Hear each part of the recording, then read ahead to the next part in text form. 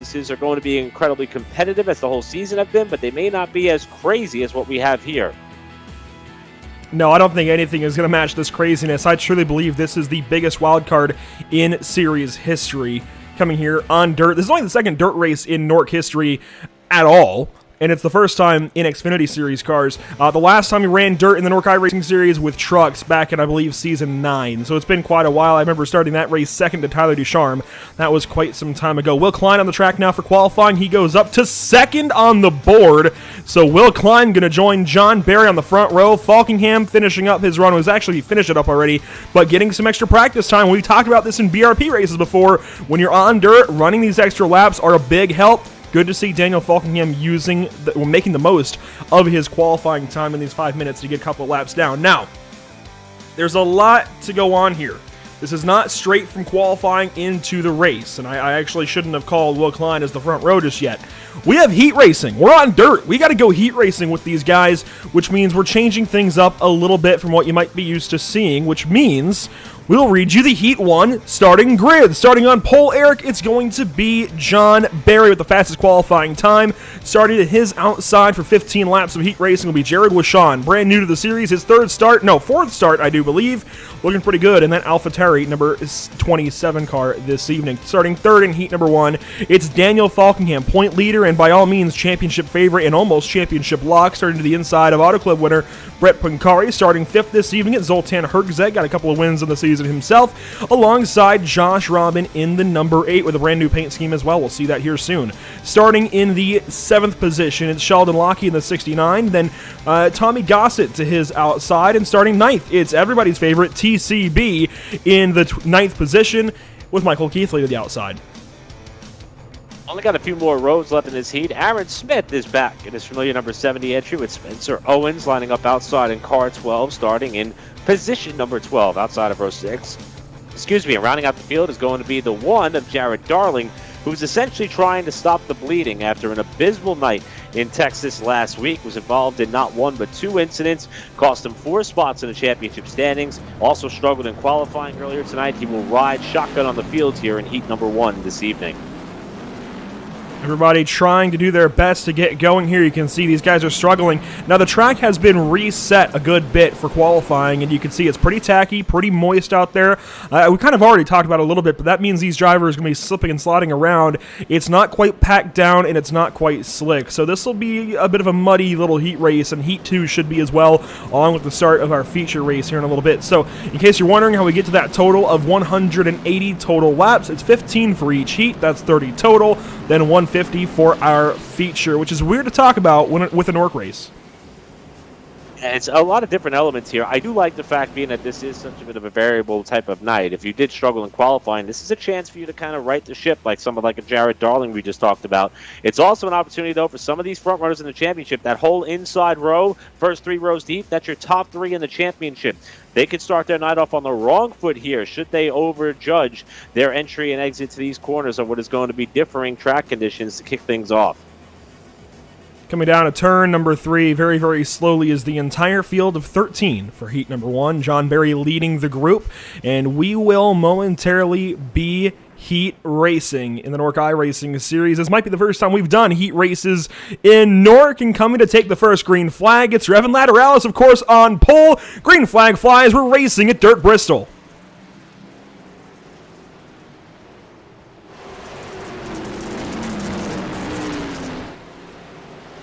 Three wide at a turn number 2. Falkingham digging down low, and he's already going for the race lead. He's almost got it, but not quite. John Barry powers back around the top side. Barry's going to be able to lay claim to that top spot as they come across the line, but Falkingham with a full send all the way down to the bottom of the racetrack, now trying to slide up in front of Barry. He's not clear. They almost come together. He opens the door just in time for Barry to get back up alongside. This is great racing here at the head of the pack, on board with Brett Pancari. He's watching the front 4 double wide, 2 rows deep in front of him as Falkingham nips Barry at the line there.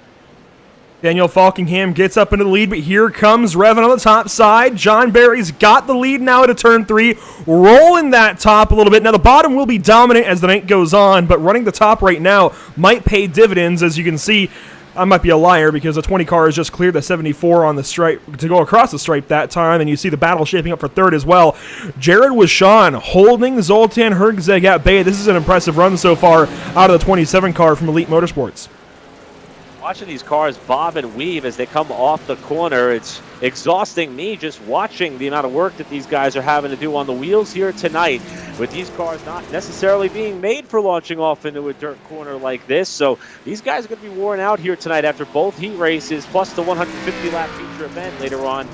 But somehow, some way, Daniel Falkingham finds himself in the lead, no matter what type of track we're on. There's that new paint scheme you were talking about there, Andrew, with Josh Robin. Love the Tide ride he's got tonight. Fan favorite TCB just behind, looking for a way around. Now top side, as Robin's got some damage on the back end of that car already. He's got damage everywhere but the nose and the roof right now. That number 8 car trying to find a groove and work his way through this field. He's currently in the 8th spot right behind Tommy Gossett, who is in an interesting paint scheme, not one we're used to, and Daniel Falkingham continues to get faster. Now, this is something we're going to see throughout Heat 1 and Heat 2. This track is going to get really fast as this dirt gets compacted down and dries out just a little bit.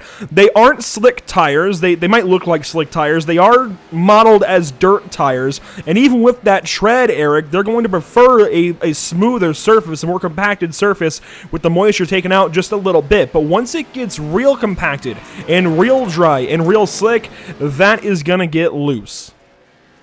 The one facet of this heat race that we're probably not going to see, but we'll certainly see when we come down to the feature, is, of course, the element potentially of lap traffic, which Falkingham is not going to have to endure, at least at this point in this race. Brett Puncari now trying to work the high side on Herzeg. This is the battle for fourth, and Sheldon Lockey is someone who is a little bit of a variable here tonight. 13th in the standings, one driver missed the opportunity to get into the chase and vie for a championship, and he's someone who normally flexes his muscle on some of the super speedway events, but we talked about this being a wild card, and Lockey's running up there with race winners on the season, and that's multiple race winners. Puncari's in that club as well, and he's doing a great job there in that 69 tonight, tussling his way on the bottom of the racetrack, trying to make it work, and a big slide off that quarter there out of 4, and Lockey is someone who's impressing, I'd say, early in the night.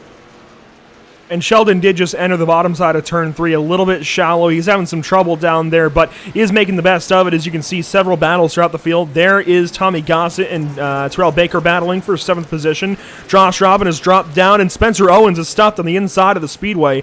Hopefully he takes a tow here or gets righted, one of the two. I don't know if we have cautions, to be entirely honest with you. Dirt and heat races, not a usual thing in NORC, so there might be some question marks throughout the evening as Spencer Owens gets that ship righted and will continue on his merry way.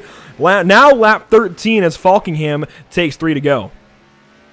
Falkingham is somehow, we talked about the fact that he is one of the most dominant drivers of the season. We mean that in all sorts of disciplines. Dominator on the road courses, led every lap in both races there.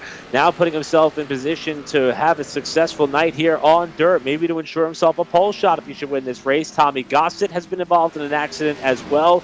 Attrition starting to take its toll, but no such tale for this driver here. Maybe he will catch some lap traffic. That's Michael Keatley just in front of him as he comes to the line with 1 to go.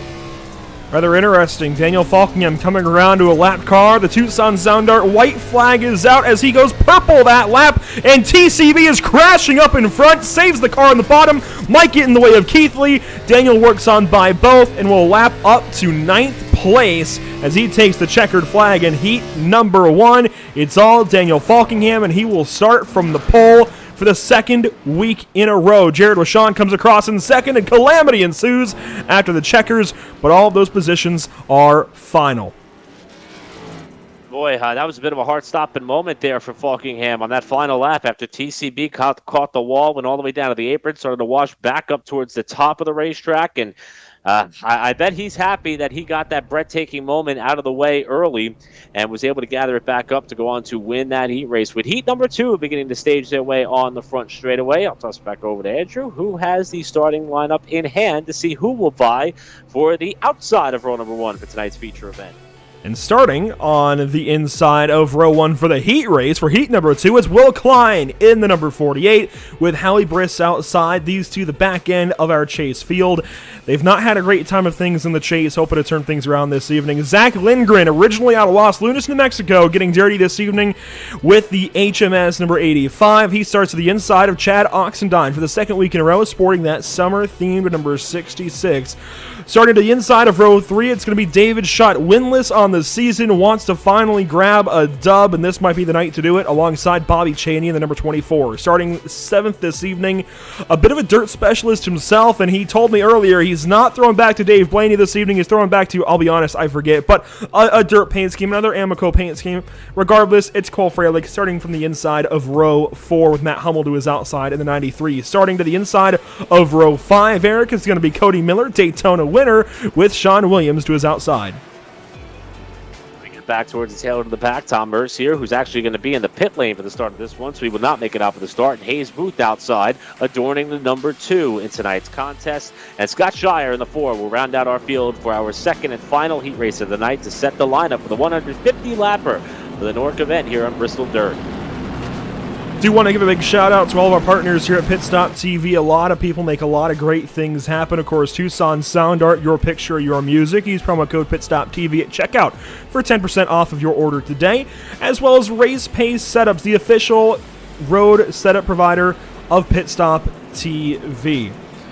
Can't forget Permanent Makeup and Cryo in Maine, where you deserve the best care that money can buy, as well as Whiplash Media, the official broadcast camera and graphic provider of Pit Stop TV, and BAM Racing Videos by a race fan for the racing community. Our 2 pace laps just about done and dusted, quite literally, as we get ready to take the second green flag on the evening. It's Will Klein in the number 48 going to be leading us to the green flag here in just a few moments. The entire field getting ready to do it all over again. Well, for these guys, for the first time. The second green flag on the evening will fly from Dirt Bristol, and we're back racing on the high banks in Tennessee.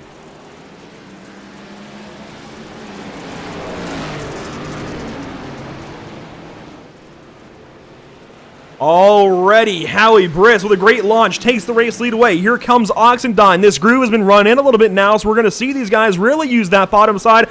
Will Klein clears himself once again for the race lead. Put the 48 back on top.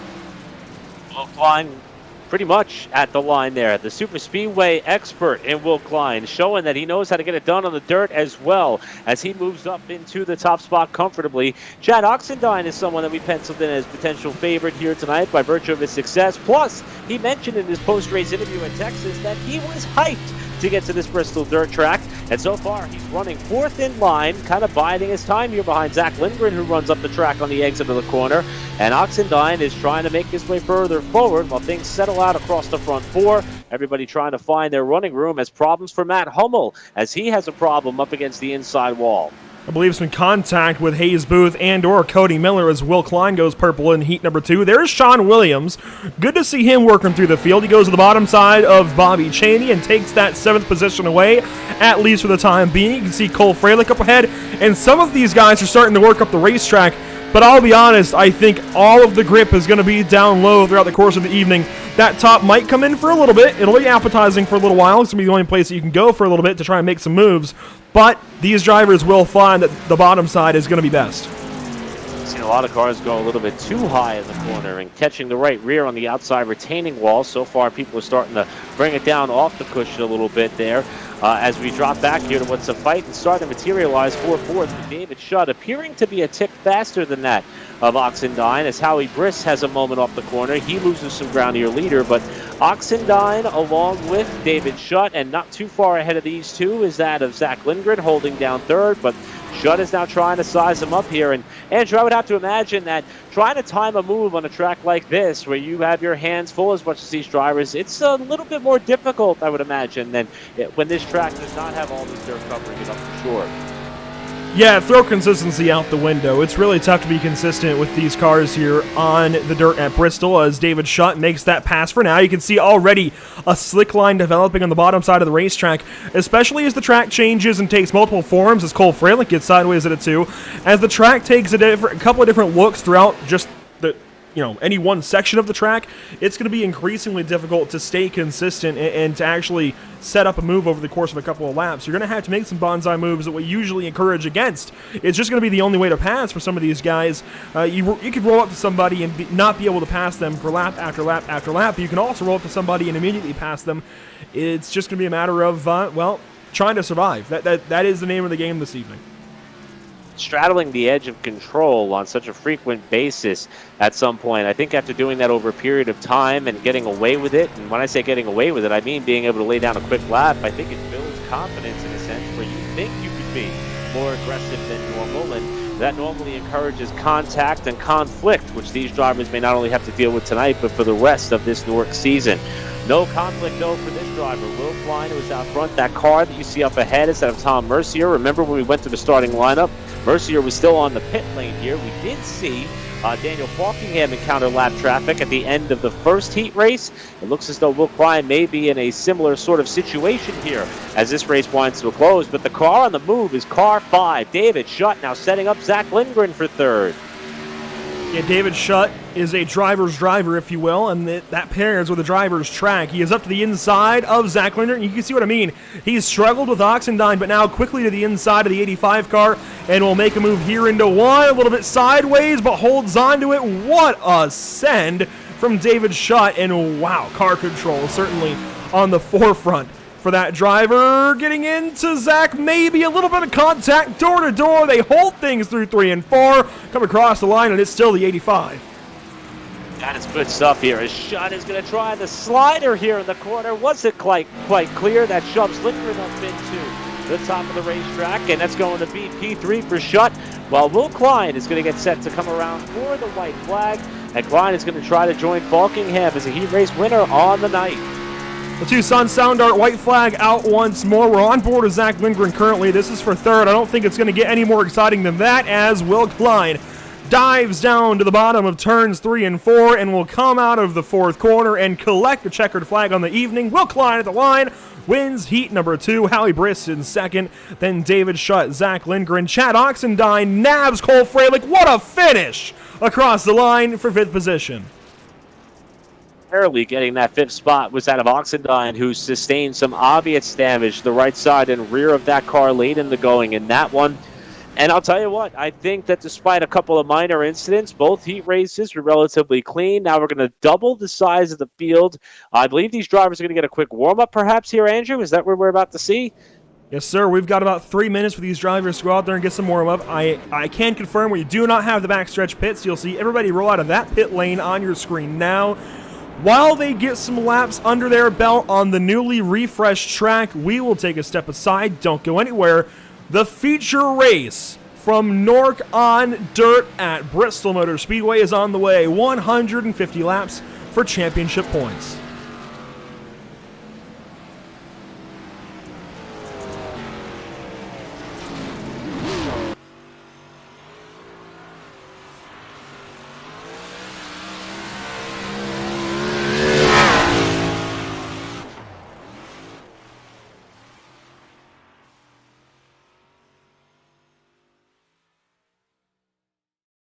Have you found yourself trying to hide your joy because you're unhappy with your teeth? Your smile is the first feature noticed in an interview, on a date, or in family photos. We want you to be able to shine bright as your best self, and our teeth whitening system is the perfect step toward restoring your confidence. Sound Art introduces an entirely new way to listen to music in your home.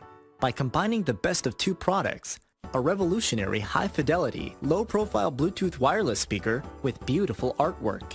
Select from a library of artwork or upload your own photos to personalize your experience. Sound Art ushers in an era of invisible, beautiful, and amazing sound throughout your home and redefines your entire entertainment system. The need to reclaim your floor space and rid your home of unsightly speaker boxes that need to be bolted to the wall is now a thing of the past. Our canvas is printed on high-quality permalite by Breathing Color. And select from our gallery or upload your own. Standard sizes include 16 by 20 and 18 by 24 canvas wrapped. Custom sizing is available, as well as surround sound options.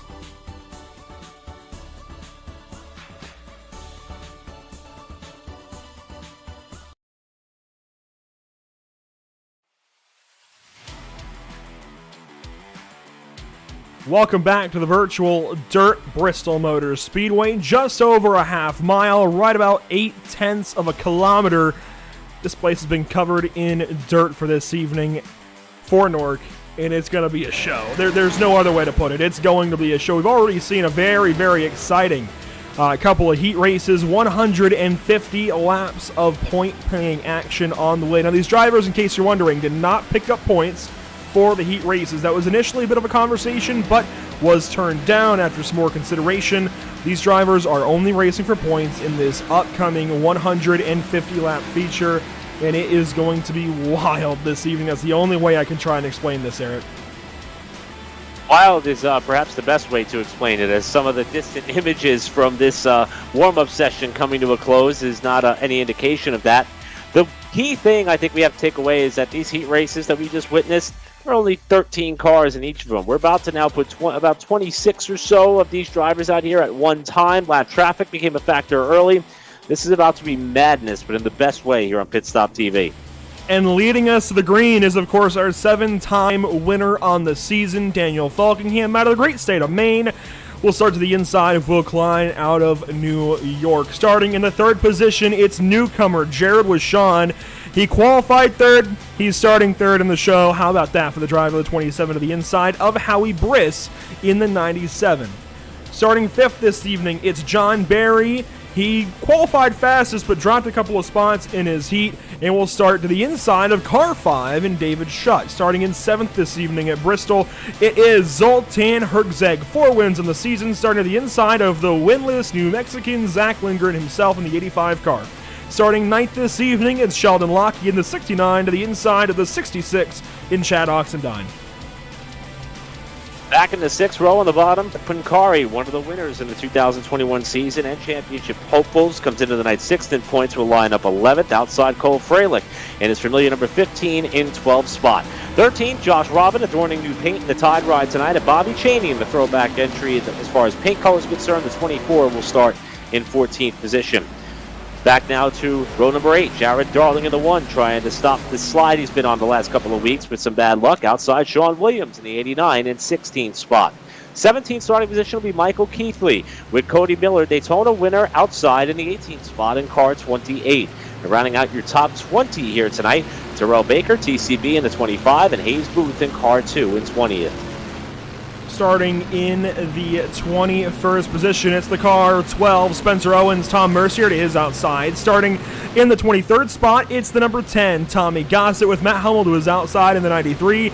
In the back row this evening is going to be Aaron Smith in the number 70 and Scott Shire in the number 4. Now, neither of them have made it to the racetrack so far this evening, but hopefully they do make it to the racetrack here in just a little bit. In fact, just a few moments, as we are ready to go green flag racing and under the lights nonetheless. How about this, boys? This is going to be fun.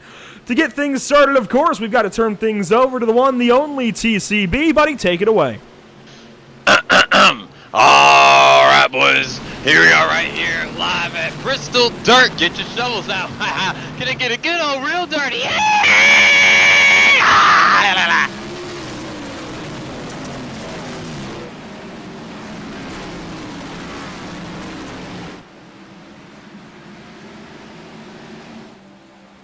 I think TCB had to cut that yeehaw just a little bit short as he was going up through the gears, and the Bristol big screen getting in the way a little bit, but look at the slide for second. Will Klein loses a lot of time in turns 3 and 4 and already has Howie Briss up the inside. It's going to box in. Jared Wishon on the bottom. How about Lindgren 3 wide again for second spot off the corner? Falkingham's got to be loving this. He's clear of this madness as Wishon bounces off of Howie Briss, shoves him wide. It's going to be Wishon moving up to third, Klein safely to second, and the bump and banging continues there for about fifth with Herzeg trying to work the bottom. And teammates making a little bit of contact in 1 and 2 as Herzeg now gets an eyeful off that colorful 85 car down at a turn number 3. It's David Schutt on the inside of Howie Briss, though.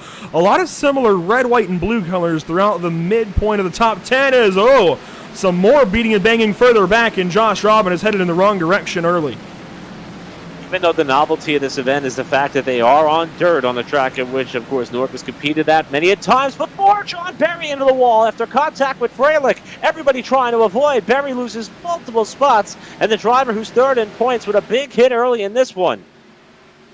He recovers, though. He and Cole Freilich alike recover and get back on their way further back in this field. That was about for the 10th position as Bobby Chaney and Josh Robin hit the wall simultaneously. And, John Berry gets sideways out of the corner. Everybody all over the place. There's no grip.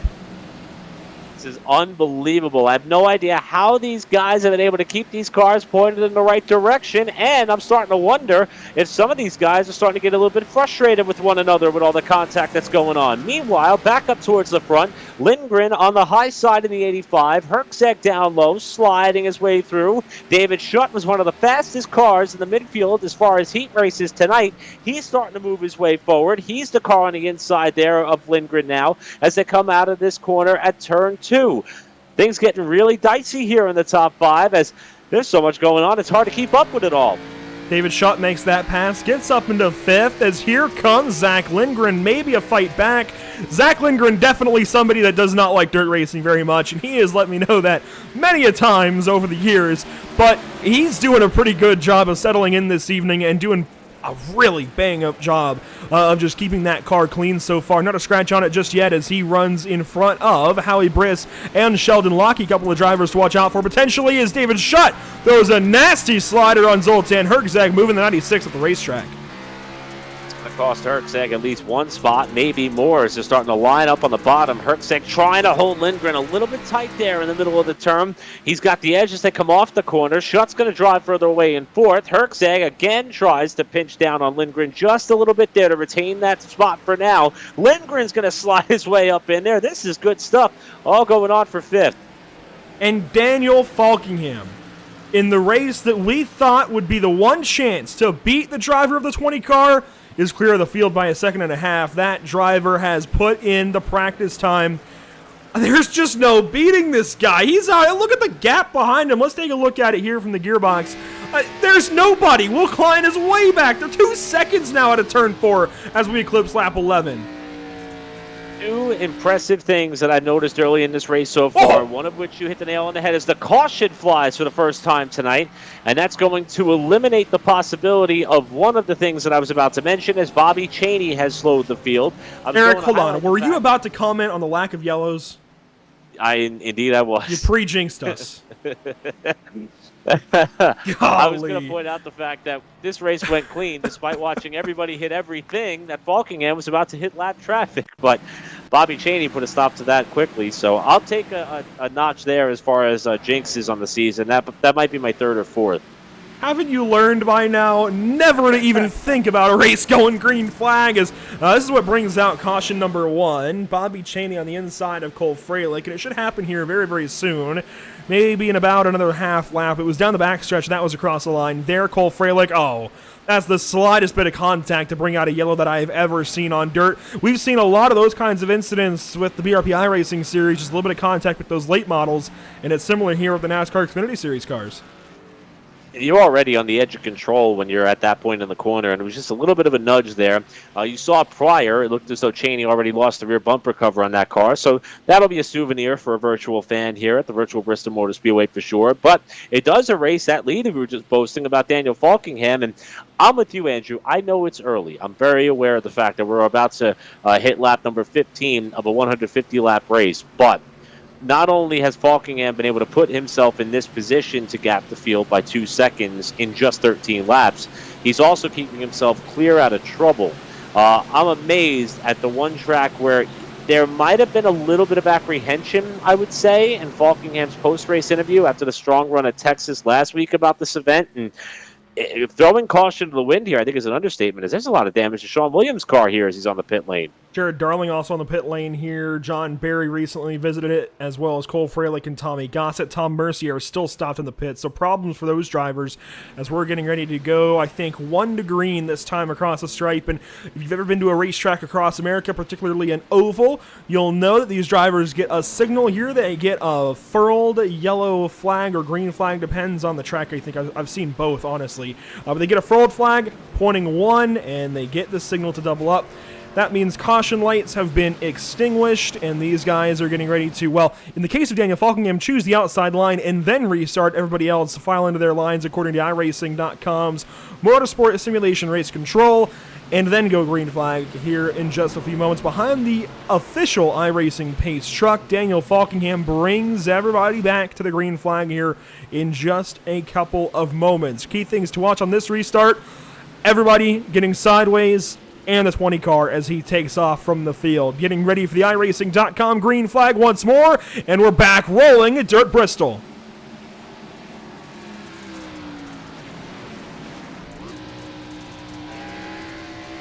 Look at that view of David Shutt through the first couple of corners, up through the gears, and now back down to the bottom side of turn 3. Shutt is going to the top side. He's making a move. Maybe one of the only cars that Falkingham certainly does not want to see in his rear view, because Shutt has been fast tonight. We'll see what he can do, though, with one of the fastest drivers in the NORC field in 2021. Out the windshield as Shutt slides off the corner. We'll see what line each of them commit to here in 3 and 4. Caution's going to fly again. Got to crash. And TCB is in trouble. I saw he and a couple of other drivers dropping through the running order. He was not alone in this one, and you can see no front end on that number 25 car. A lot of trouble here early for Terrell Baker. I'm not entirely surprised that we've seen a lot of big hits and a lot of body panels getting shed from these cars already, but it is a bit unfortunate nonetheless to see Terrell Baker involved in this one. One of my favorite parts of our NORC broadcast is having TCB pop in as they come up to the green flag. Tonight he said, get your shovels out. Unfortunately, they're going to have to get the hammers out to try to get that car back in proper running order and formation. You see him here kind of pinned up to the high side. That's Herzeg and Briss about to go 3 wide, 96 and 97. We'll see if they have a coming together moment with Sheldon Lockie sliding up nearly 4 wide on the exit of the corner. He settles back out here outside of Howie Briss. And it looks as though he got into Sheldon Lockie, and as Lockie bounced off the wall, it collected TCB there and sent him down to the inside wall. Yeah, there was some interesting stuff going on with the 96 and the 69. Interesting that those two cars are involved with each other. We'll take one more look at it here, watching Zoltan Herzeg, and definitely, I think, a little bit of netcode involved. And if you don't know what netcode means here on iRacing, well, let's just preface this by stating, of course, that 1s and 0s can only do so much. And yeah, you can see just a little bit of contact, and wow, that's a really weird-looking one. But netcode is prediction code, and it's the sim trying to predict where cars are going to go based on driver inputs, track conditions, and other kinds of forces exerted upon the cars. So when you've got that trying to be communicated across the world, literally, or at least in this case across the country, and to and from each other's sims and the iRacing servers, there will be small discrepancies and small input lags and things like that. That's generally what happens with netcode, and you see it at a lot of high G-force tracks, so Bristol is one of them. Even though we're not carrying a ton of speed through these corners, you will see it since we are on dirt. These cars are getting sideways and doing weird things, and it is really highly banked, so you're holding a lot of speed in the corners. I think that's an exceptional explanation as to what netcode is. As someone who doesn't spend a lot of time on the sim, it took me a little bit to kind of understand the hows and the whys you see it in certain situations as opposed to others. And I'll harpen it to the cliche. Some days you're the bug, some days you're the windshield. And sometimes it'll be in your favor. Other days it will be against the competition. Tonight, unfortunately, it caught up a couple of those guys. But not for nothing, Andrew, the way this race is unfolding, I wouldn't rule them out of it yet. If you can stay on the lead lap, you may have a shot, because that may be the theme of the night, calamity. Nobody is ruled out just yet as we get ready to go back green flag racing. This will be the second restart on the evening. Lap 23 coming to lap 24, but nobody's out of this race just yet until they park it anyways. And nobody has parked it just yet. A couple of drivers a lap down, but nobody's parked. Nobody's done. Nobody's stopped. And so, as it looks like we'll go around to get the not the checkered flag, the green flag in about one more quarter mile. We do have David Shutt to the inside of Daniel Falkingham this time around. Will Klein will restart third. Zach Lindgren to his outside in fourth. Jared Washon drops to fifth. Zoltan Herzeg in sixth. You see the rest of the top 10 on your screen as they get ready to go back green. Daniel Falkingham up top, launches in that dirty, fluffy stuff up top. I can't believe I just said dirty stuff. It's a dirt track, but we're back green flag.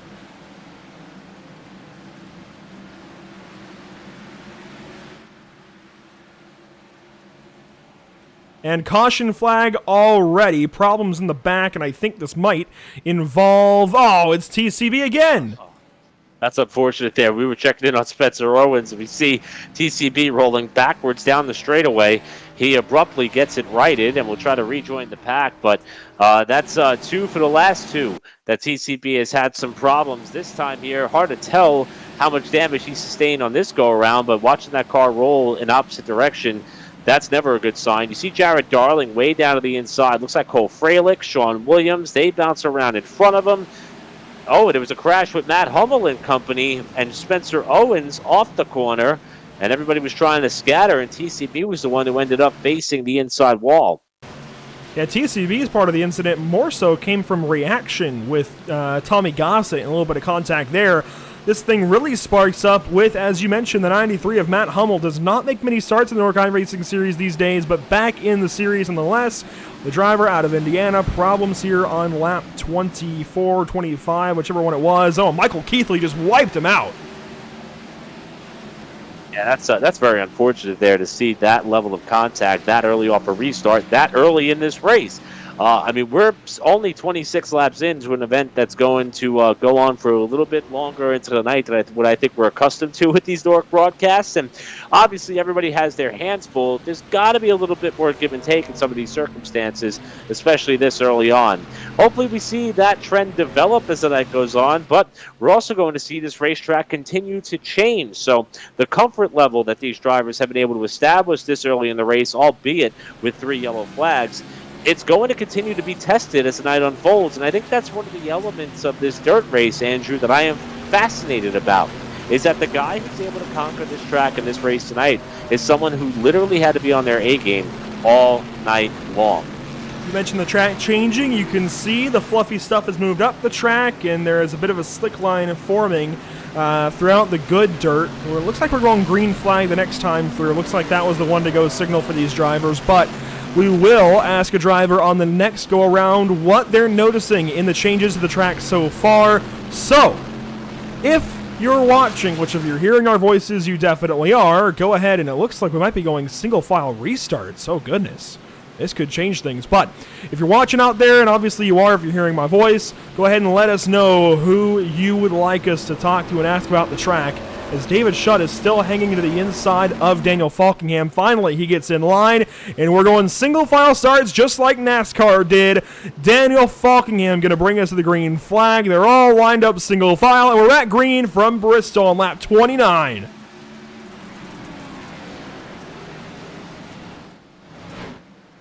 Out of turn 2, already some side-by-side for third on back. The whole field getting very strung out, and that's certainly the goal of that restart, Eric.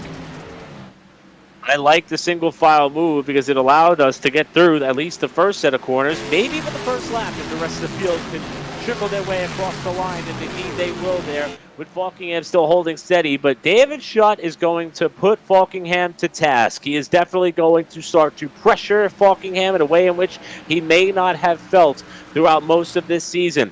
I like the line that Shutt's trying to exercise up towards the top of the racetrack. Not sure if it's time to go there just yet. That was a big slide by your leader that time. Cost him some momentum in the center of the corner. Shutt's got a good run here.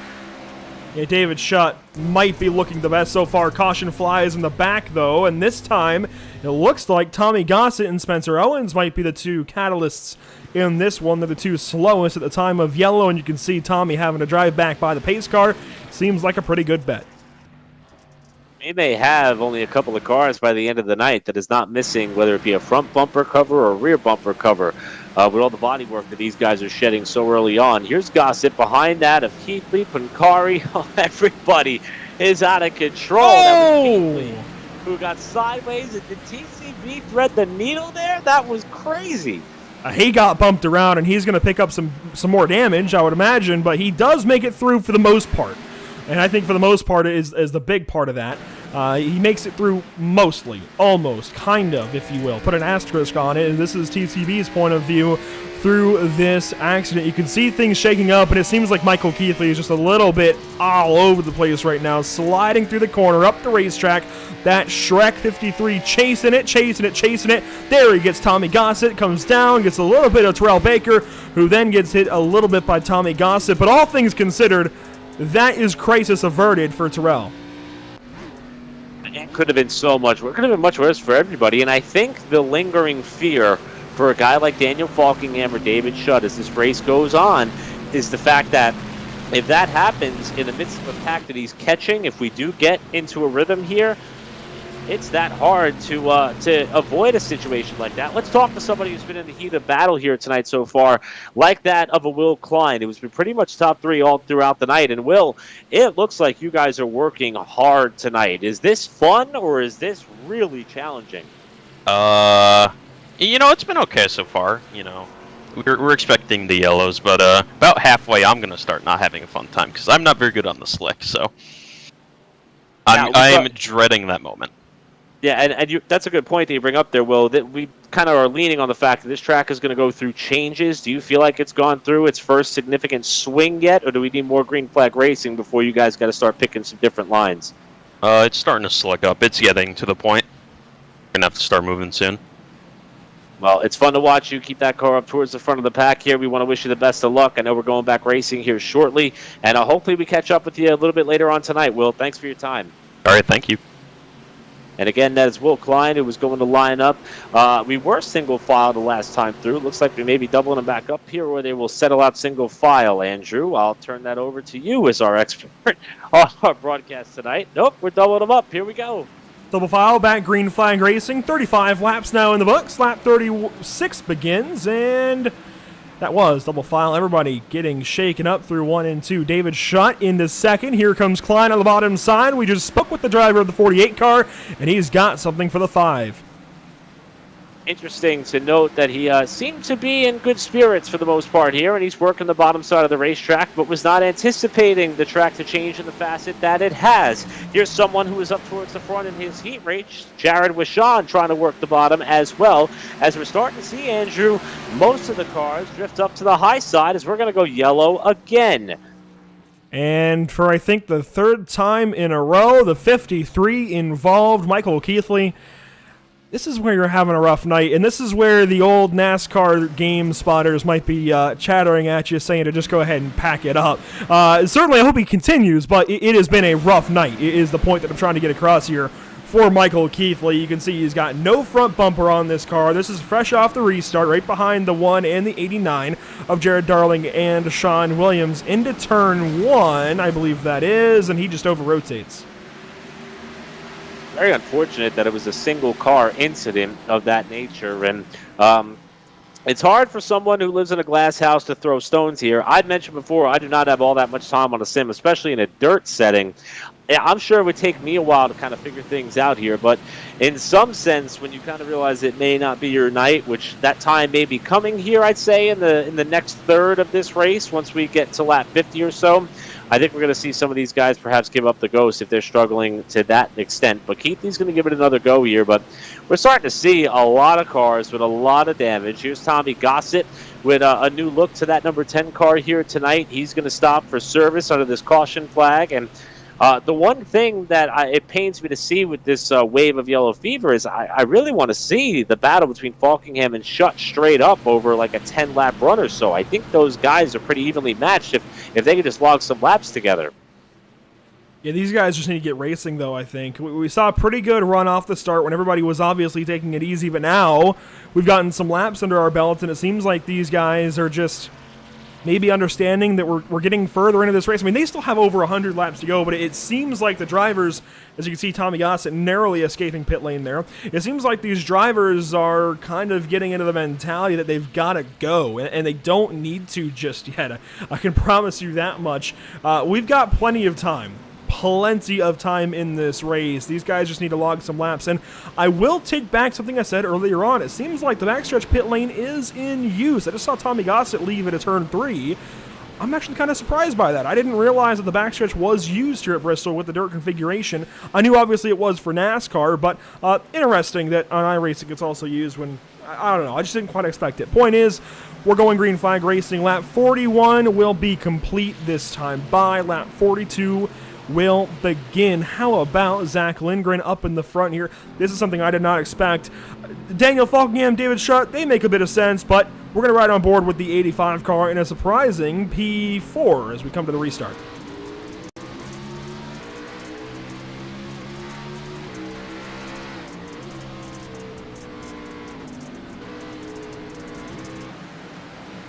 Lap 42 well and underway. Zoltan Herczag rolling up. As you can see, Will Klein gets clear for third.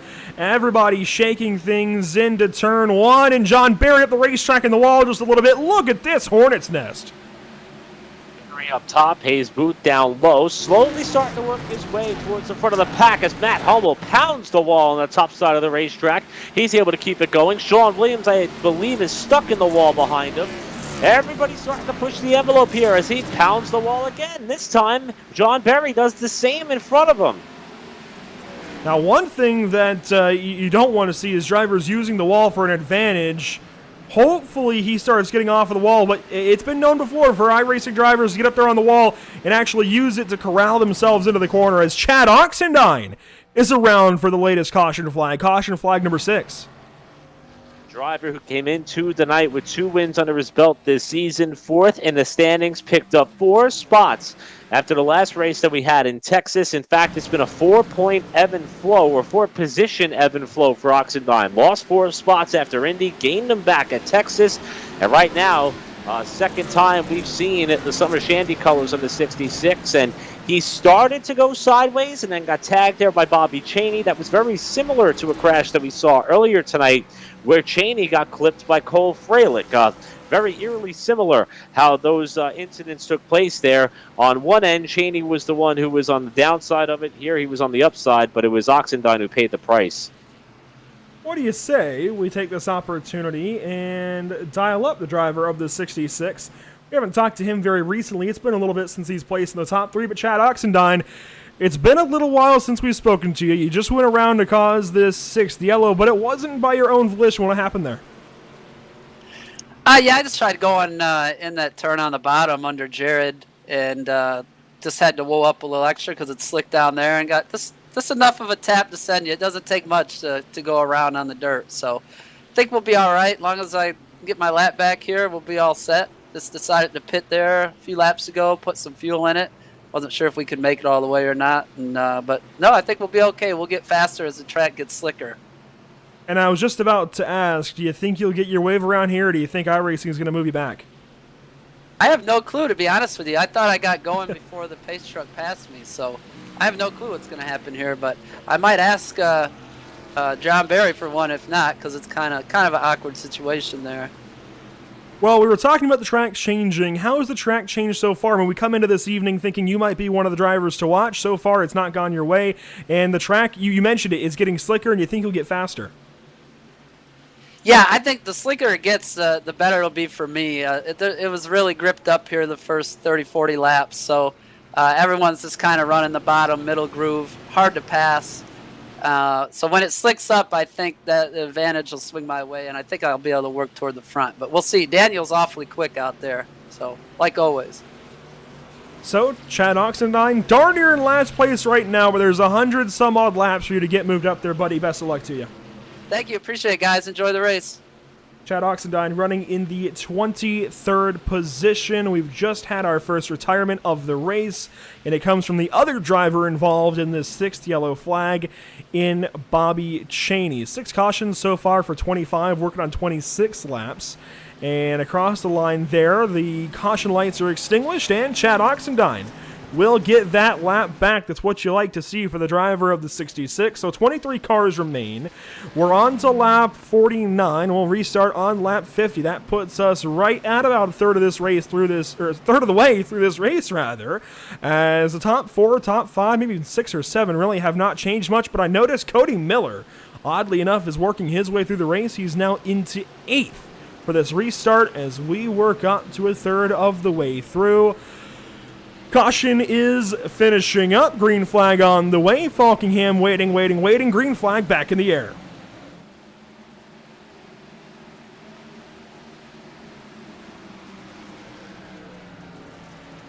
David shot a great restart. Can't quite hold on to it. Some troubles there, and I think we've just gone back yellow.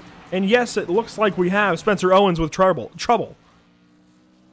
Boy, it's almost like we're really not going to be able to get into a rhythm here so far tonight. We just hit, as you mentioned, on the lead up to that restart, the 1/3 distance mark, and the caution's going to fly again, and it's the car with the Menards yellow paint scheme, the number 12 of Spencer Owens, who had a problem here. It's starting to lose a little bit of count as to who was involved in what incident and how often and how much, but not quite sure what happened to Owens, though, here. This is quite bizarre. So it looks Andrew, like it wasn't Spencer. It looks like it happened earlier. Michael Keithley just gets going that quickly. So you can mark that one against me. It was Michael Keithley that's involved in this one, but just interesting how it all panned out. We'll try to catch up on what happened to Keithley, who we've documented some struggles that he has had on the night. Oh, tagged the front straightaway wall and then clobbers the inside wall down in turn 1. That wreck started at the start-finish line, it looked like. The only good news here is nobody else is involved. Somehow, and I don't know how. Let's take an overhead view of all of that this time through. I mean, it's honestly incredible to me that nobody else is involved in this. This is from high above, gets the wall there, turns the car left, and somehow, wow, Tommy Gossett barely misses that. Wow. Every time we talk to Chad Oxendine, it sounds like he's in a really good mood. He's one of the best interviews that we have here on the NORC series and the NORC side of things. You can rarely hear that guy in a bad mood, but I think if that 53 would have came across the bow of that car, may have been the one and only time have you ever heard Chad get upset. Fortunately for him, he was able to stay high, wide, and above it, as did Tommy Gossett, as you mentioned, but it does slow the field yet again. And it changes our leader. Yeah. Oh, wow. So, yeah, I was about to say that's a shame because it kind of cooled off a hot and heavy battle we were having at the front, but it looks like David Shutt is going to become the first different leader of the night here by virtue of his pass made on Falkingham and the timing of that yellow. Yeah, that's really unfortunate timing if you're Daniel Falkingham, and this could be big in changing the dynamic of this race. It's tough when you get put behind like this to suddenly just get back up there. He's going to have to do the exact same thing that David Shutt just did to him and try and win the battle on a restart and just nose ahead and wait for the yellow. It's pretty clearly tough to pass if you're restarting second place. We've seen David Shutt try again for several attempts. This might be the best shot that David Shutt has to just get out front and stay out front. Who knows? We'll see. It's lap 54. We're coming around to take lap 55, and I believe caution lights should extinguish. Yes, we're getting the one-to-go signal, it does look like. And does David choose the outside? No. David Shutt choosing the bottom. Surprised that Shutt's going to go with the bottom, but this does appear to be the move that allowed him to get up to and by Falkingham on the last restart. So we talked about driver's confidence level. Oh, there you go. Well, we're going to be going single file here, so that's going to eliminate all that mystery. My goodness, what a night so far, Andrew. We still got almost 2/3 of this race left to go. Yeah, what a night. That's one way to put it so far. Lap 55 going to finish up. Lap 56 on the way here. Eric Brennan and David Shutt, your leader. Look at this. These are throwback scenes for sure on a restart. Single file on the top side. Green flag is back out from Dirt Bristol. And everybody up on the top side for that restart. The bottom, I think, should come back to these drivers. But right now, you can see David Shutt still up top. Using that top side, putting the right rear in the fence. I marvel the fact at some of these drivers on a track like this where oftentimes if you're the chaser, if you're the one going after the leader, you sometimes set up your corner entry based on where the car in front of you is doing so. And this is the first time tonight where Shutt has not had another car in front of him to gauge that off of. But that top side's rolling pretty good because here comes Will Klein. We heard from him earlier. Falkingham with a big skate up off the bottom. He's going to lose second. Zach Lindgren's going to try to keep pulling the top side around the point leader. And we just might have a difference. Now, if you recall, any of you iRacers out there that raced on Bristol Dirt back in March, if you recall from NIS, C Fixed, A Fixed, any of the sort, even A Open potentially and C Open, the bottom side was the way to go. The way the tires were and the setups were and everything else, the bottom side was much better than the top. This setup is different. Obviously, the NASCAR Xfinity Series did not race on dirt back in March here at Bristol. They took an off weekend that week. So the setup had to be custom built for the NORC iRacing Series. The setup, it seems like, is lending itself to the good dirt on the top side.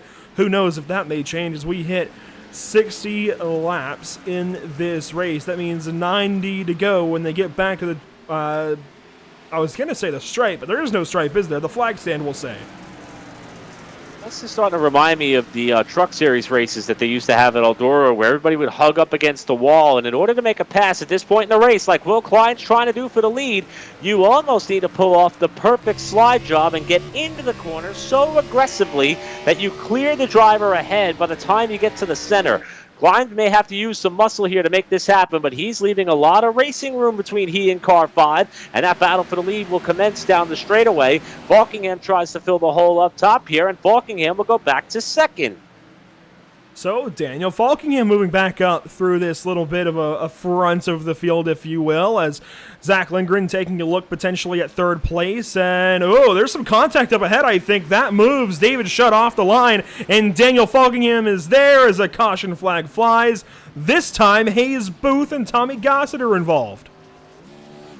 For someone who we were enjoying watching his way up through the field, he too now is missing the rear bumper cover of that machine. We saw that happen to Bobby Chaney earlier in the night before his retirement. There's a number of cars that are missing body panels and parts, and you see Gossett is also one of them as well. Gossett is someone who's been involved in a handful of incidents tonight, also has been struggling to make his way out of that bottom portion of the field here on the Bristol dirt track, and you see Booth running up against the wall. Gossett down to the inside as they come off the corner. Typically, they all end up having a bit of a coming together, but this looks like, yeah, Hayes just steps out way sideways, just to the point he was going to gather it back in. The right front of Tommy Gossett's car caught the left rear of Hayes Booth, and that was all she wrote as far as sending those two sideways and drawing the yellow. But how about the avoidance from Tom Mercier? We have not taken many onboards from this guy from up in Massachusetts. Or New Hampshire, one of the two. They're all the same up there in the New England area. And Tom gets a front row seat for this one, Eric. I mean, you can see Hayes starts to get sideways right around in front of him. Tommy hits him, and look at that avoidance. Hayes Booth had a little bit more running room there. That would not have been a yellow. It was just wrong place, wrong time for Tommy Gossett and for Booth to finally catch the car. But an amazing job by Tom Mercier to get up and around those two as they spun down low. Mercier picked the high lane, gassed it up, and off he went. That is going to cool down this fight that we saw where everybody seemed to be committed to running the top side of the track. Will Klein tried to make the inside work to get the lead, cost him a spot to Falkingham, who goes back up in a second. But, Andrew, we've also seen Daniel kind of ping-pong off that outside retaining wall a couple of times. I wonder if that's some cause for concern should that continue throughout the remainder of this race. But if you average it out against the rest of the field, that's one of the better-looking cars in the race right now. Yeah, I'd say the top 7, 8 maybe, they're the only cars that look any kind of good. You can see everybody else. Well, maybe with the exception of Chad Oxendine, actually. I noticed him back there, and his car is pretty well intact. Let's take a look through some of the field, actually. Actually, Cody Miller looks pretty good. Brett Pancari looking good. Chad Oxendine, that car is pretty well intact. So there are still a few hidden gems, diamonds in the rough, if you will, but for the most part, you've got to be up front in order to have a clean race car right now. Being able to stay up front and out of trouble, especially if we keep getting these yellows. I do think that if we run enough green flag laps that we encounter the back half of the field and see lap traffic in the mix, that's going to spice things up. But we haven't had a run long enough to get there, and we're almost halfway. This may be the theme of the night here if this style of racing continues. Maybe the theme? I think we're pretty quickly there. These guys are going to have to master restarts, and we've seen this before. Go back to Maxime Plant in the BRPI Racing Series in the last couple of seasons, where he's just had to maximize restarts, and boy, isn't that maximize restarts for Maxime Plant. That just kind of works together, as we'll take a green flag here momentarily for the NORC iRacing Series on dirt. Just so crazy to see these guys on dirt in Xfinity cars, but we're doing it. Back green flag racing from Bristol, and already Daniel Falkingham getting swallowed up 3 wide. Lindgren in the wall hard. Lindgren came off the wall. I thought he was going to catch Falkingham there and cause a huge crash. They got away with it. That's going to allow Falkingham to move up in the second spot. Will Klein still trapped to the bottom, and surprise, surprise, looks like we're back under caution. Matt Hummel and Sean Williams perhaps having a bit of a disagreement. Tempers are flaring, boys. Tempers are flaring. Oh, Matt Hummel might be sitting a week from that one. Now, we noticed right away as we cut to this quickly that those two were locked together, and it was not due to the cars physically being stuck together. Sean Williams appeared relatively hot at Matt Hummel, and we may not be done yet here if Williams continues this. He is coming up pretty quickly, going to pass the pace truck here. Sean Williams, remember, 7th in the points. He is one of the chase drivers, and he and Matt Hummel made contact on more than one occasion here after this crash to slow the field just shy of lap 70. Sean is usually the bigger man in a lot of situations. He's a big role model to follow with. He streams for a lot of people on Twitch. But this might be a case where he goes and exacts a bit of revenge. You can see the red car up ahead. That is Matt Hummel. What does Sean Williams do when he gets there? Before we take a replay, we've got to find out. And here we go! Tempers are flaring at Bristol. Not sure if we're quite done yet here. We'll see what Williams elects to do now that he made that one bit of contact. I think that was all he wanted to do, was send the point home. But now we get to have the fun duty here of seeing who was at fault between these two. This is on board with Sean Williams, albeit briefly. Now we cut back here with Williams clearly by himself. I actually don't even see Matt Hummel anywhere in the frame just yet. Oh, Hummel bounced off of Cole Freilich, came off the wall. Not quite sure why Williams would have been that upset at Hummel for that one. I understand that it was a little bit of misfortune there for Williams, but that happened a ways up ahead of him, and he just had nowhere to go. So this is going way further back, and actually we might not have hit the right point, so we might just have to abandon that one. But what I am going to tell you is that Sean Williams is a lot like Matt Kenseth. He doesn't just get mad. You've got to do a lot to get Sean Williams upset. Something had to have happened earlier on, and I mean, he's got to feel somewhat pretty justified in order to take that kind of action. He does not just do that to people, as it looks like he's being forced to wait on the pace truck and get put one lap down. There he goes, the pace truck, and he'll have to drop through the field. But again, Sean Williams, a lot like Matt Kenseth, that doesn't just happen. There's usually a reason. Totally incredible to see someone of that nature. And granted, you know him more than I do, but Sean Williams does appear to be someone who is typically pretty mild-mannered and tempered and doesn't often put that car in precarious positions. And tonight, it has just been a rough stretch for a lot of these guys. And what I do like about this, though, Andrew, it's going to put those two in close proximity with one another yet again for this upcoming restart. So we may not be done yet. We're almost halfway home in this race. It's been a little bit frantic. It's been a little bit hectic and physical, and we're only halfway through. We got a long way to go. I'm just going to reiterate, tempers are flaring, boys. We're going to have some fun here on the back end of this race. We're almost halfway, as you mentioned, and things are getting spicy. I can't wait to see how this one goes for some of these drivers. Coming back to the green flag, David Shutt going to lead us down to the green. And everybody's single file in behind. You can see him rolling past our static shots and the speed shot, and we're back green from Bristol.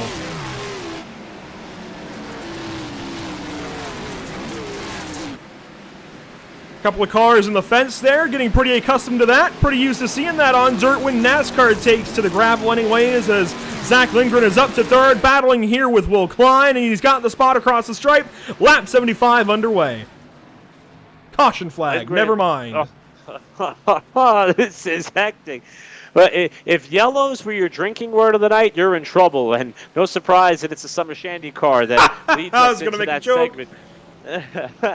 We're halfway, and Chad Oxendine finds himself in trouble. The miraculous thing is the fact that Oxendine's been involved in a couple of skirmishes tonight, but that car does not look in all that bad of a shape.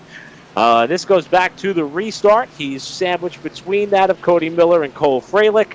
A little bit of damage already there to the left rear of Oxendine's car by virtue of one of those aforementioned incidents here, but let's see what in fact happened here after the single file restart.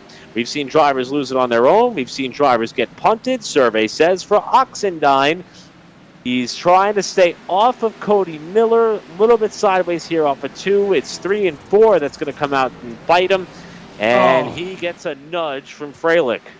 And Freilich was the other part of that contact initially with Matt Hummel on the previous yellow, so Freilich being involved in another one will not be taken lightly by drivers. That's all I'm going to say there. What we do want to do here under this yellow, though, is actually go ahead and, now that he's had a moment to try and mellow out a little bit. I do want to speak to Sean Williams and get some of the backstory on that. Tempers are flaring. We've got to talk about some of it. Now, Sean, I know you're a bit like Matt Kenseth usually. It takes a lot to get you upset, and usually you have a pretty good reason as to why you're upset. We saw the extracurricular activity with you and Matt Hummel. What's going on? I don't know, man. I try not to get mad. You know, we're here. It's Bristol dirt. You don't know what's going to happen, but, like, every time he shows up, he's just a disaster, and he's only done, like, 2 races. So, you know, go away. You know what I mean? Hey, fair enough. Was there anything particular in this race as you're actually pacing to the inside of him right now, and it looks like, I guess, coming down the pit lane? Was there anything in particular, or just him being involved in some crashes? At the very start, he put me in the wall, and I know it was an accident, but it's like, dude, what are you doing? So I was just blowing off some steam. We're just getting some damage fixed now. We're good. Well, let's talk about some more positives then. Of course, you come in this evening with a chance to continue to battle through the chase field. I mean, it doesn't look like anybody's going to go and catch Daniel Falkingham, but still a chance to move up through the pack. How do you try and approach the back half of this race? We're into the back half now, somehow, and you've got a long ways to go. It's really tough, especially I keep pitting now just to fix damage so it doesn't compound and hopefully it doesn't get worse. I didn't do myself any favors, the Hummel, but eventually the pitting is going to stop. We're just going to stay out and we're going to see if we can make some moves to get something done, but I don't know. We need some help, but if anything, this is pretty fun. I'm having a good time. Well, buddy, I got one more question for you. It does seem like you guys are in the rev range to shift. Are you guys shifting in the corners? I've heard it a couple of times, and I'm not sure if iRacing is bugging out. That might be a bug. I don't think anyone's shifting. I think we're all just leaving it in fourth. I'm pretty sure. At least I know everyone back here is. There you go. Sean Williams leaving it in fourth. It's going to restart here from about tail end of the field, buddy. Best of luck to you. Thank you, son. Sean Williams going to go back green flag racing. You can see all the cars in front of him as David Shutt is back green flag. Now, I'd mentioned it sounded like these drivers were shifting. I had to go ahead and ask because iRacing does sometimes give you the sound of driving through the gears, even though they might not actually be going through the gears. It happens when they get down to low rev ranges, so that tells you how slow these drivers are getting as David Shutt goes around from the lead and into the pit attenuator. That's a heartbreaker for Shutt there, and it's an even bigger heartbreaker that he's not going to get a caution. Will Klein now sliding up in front of Herczeg there as they came off the corner. Shutt has to roll down the pit lane here, rejoin the racing surface. He is not going to be happy. And you can see the field should be coming around here momentarily. It looks like he got through the pit lane pretty quickly, not even the field behind him, so that's a pretty good job well done there. Back up front, obviously a lot going on as the caution flag flies. And this time it's John Barry in the 74 car. What is going on tonight? That's 2 drivers in our top 5 in points, and this is some major damage to John Barry's car as the rear deck lid is now missing off that machine. This is going to be a saving grace for Shutt, though. This yellow is going to allow him a chance to catch up. But for John Barry, what happened? Here he is in the midst of Matt Hummel and Chad Oxendine, 2 of the cars that were in our last 2 cautions. Barry going to try to get through here on the inside of Hummel. And it looks like it's all going to go awry here shortly. Look at how dusty things are getting as well. You got to imagine visibility starting to become a problem for these drivers, much like we saw back in March. Michael Keithley, Matt Hummel, they make some contact up top. John on the inside. And does that have... Well, Sean Williams goes around. That might be something to go back and check out. At that time was not involved with Matt Hummel. Where's the spin? There it is for John Barry finally. And oh my goodness! What a hit! Sorry, Edge, I didn't mean to jump on you on that, but that was really surprising to see that car hit that pit barrier.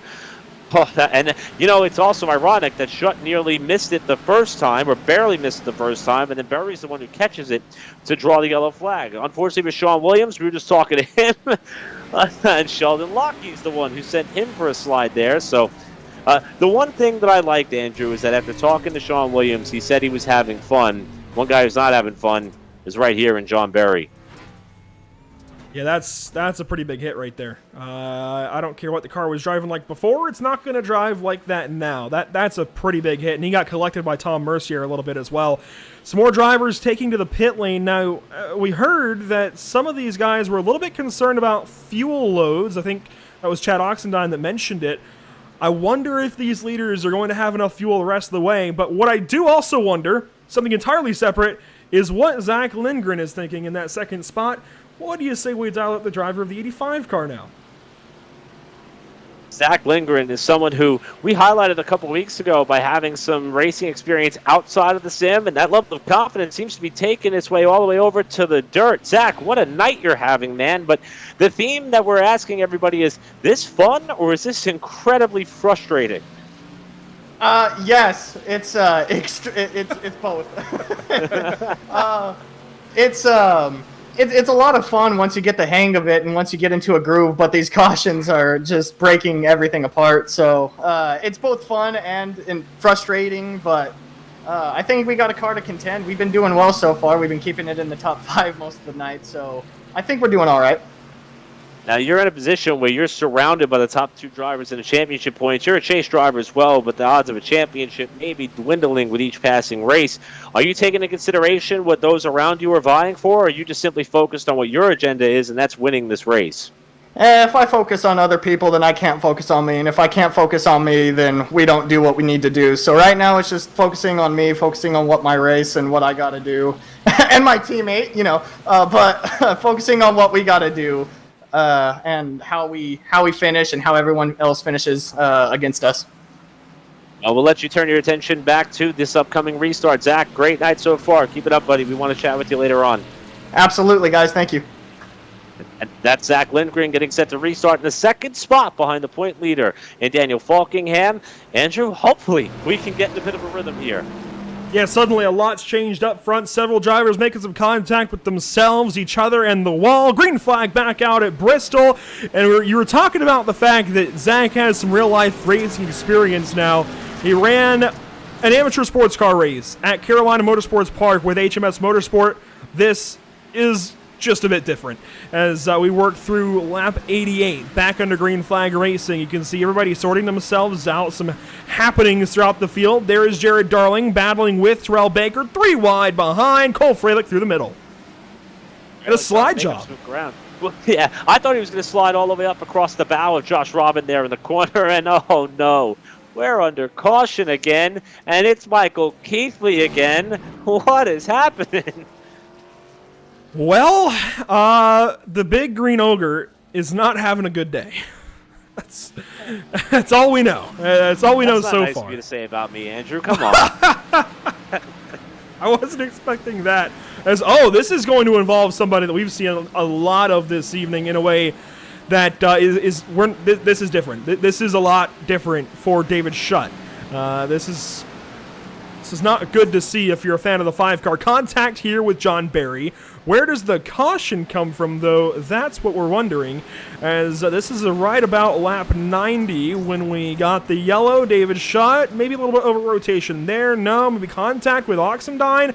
Over rotates out of 4 and around in front of Keithley and Barry. And then Keithley, I think, had his own issue. It looks like Keithley got the car cocked sideways, but he was trying to avoid Schutt and not hit him, and then he bounced off the wall and ended up wrecking himself. Schutt's very lucky he didn't get speared there. Otherwise, that certainly would have been night over. We're going to get another look at it here this time by. Schutt's able to get by cleanly. Unfortunately for him, you go from leading the race to having a semi-spin that doesn't draw the caution. We're going to see it again here. Schutt gets sideways, comes across. Keithley does everything he needed to do, and then bounces off the wall and just continues on crashing there down to turn number 1. And also at that point, I know we're poking fun at the night that Keithley is having, but in all seriousness, that appeared to be a driver's effort to keep it up out of the groove as he got down to turn number 1, so he didn't collect more cars. It's a good move by him. And that caution likely was caused by the 5 being sideways, not the 53. So that's likely on David Schutt as far as the actual cause for the yellow and not Michael Keithley. It's lap 92 under caution. What do you say we take a quick commercial break? We go side by side for a moment and rejoin you for the green flag.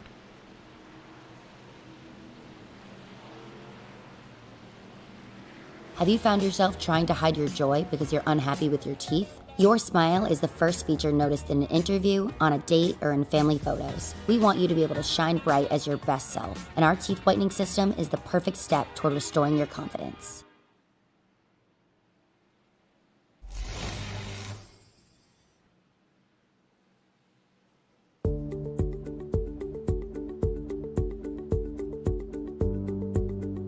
Sound art is a product that is a speaker and it's art. We combine it together and we call it sound art. What makes it so unique that any picture can be your speaker? Sound Art gives you the high quality sound without the ugly speaker. This isn't a picture with a speaker, the picture is the speaker. Just imagine your wedding picture uploaded onto a canvas, and now it's speaking 10,000 tunes. I mean, it's a very cool concept.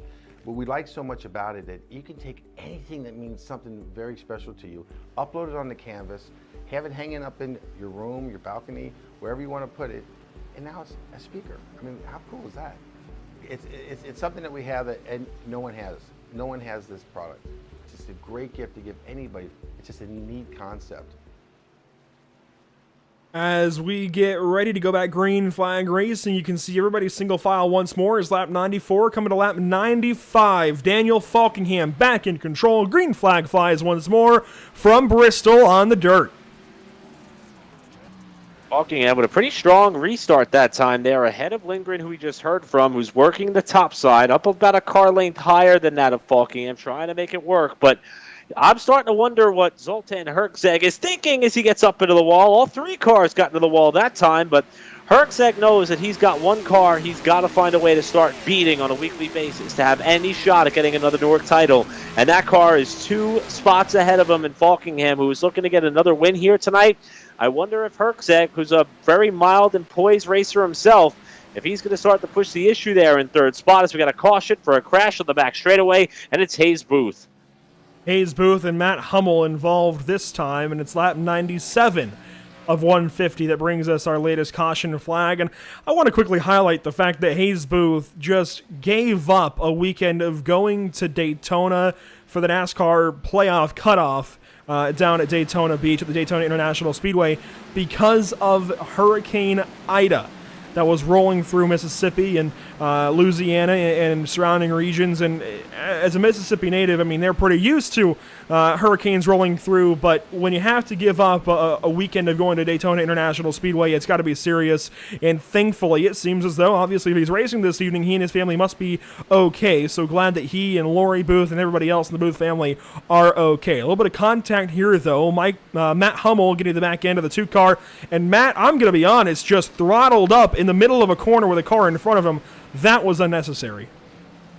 Yeah, it almost looked like, from my perspective, that it may have been a position similar to what Booth was in earlier, where he started to step out sideways and Tommy Gosson ended up tagging him. But Matt Hummel was definitely a little bit aggressive there in trying to get back to the throttle. This is going to be a good vantage point here, and we'll see how it all unfolds. See Booth's car getting a little bit sideways in front of him. Hummel tries to cut under, and just never really had the spot as Booth was just trying to exit the corners. So I'll echo the same sentiments as you there, Andrew, especially considering the fact we're not even in the final third of this race yet.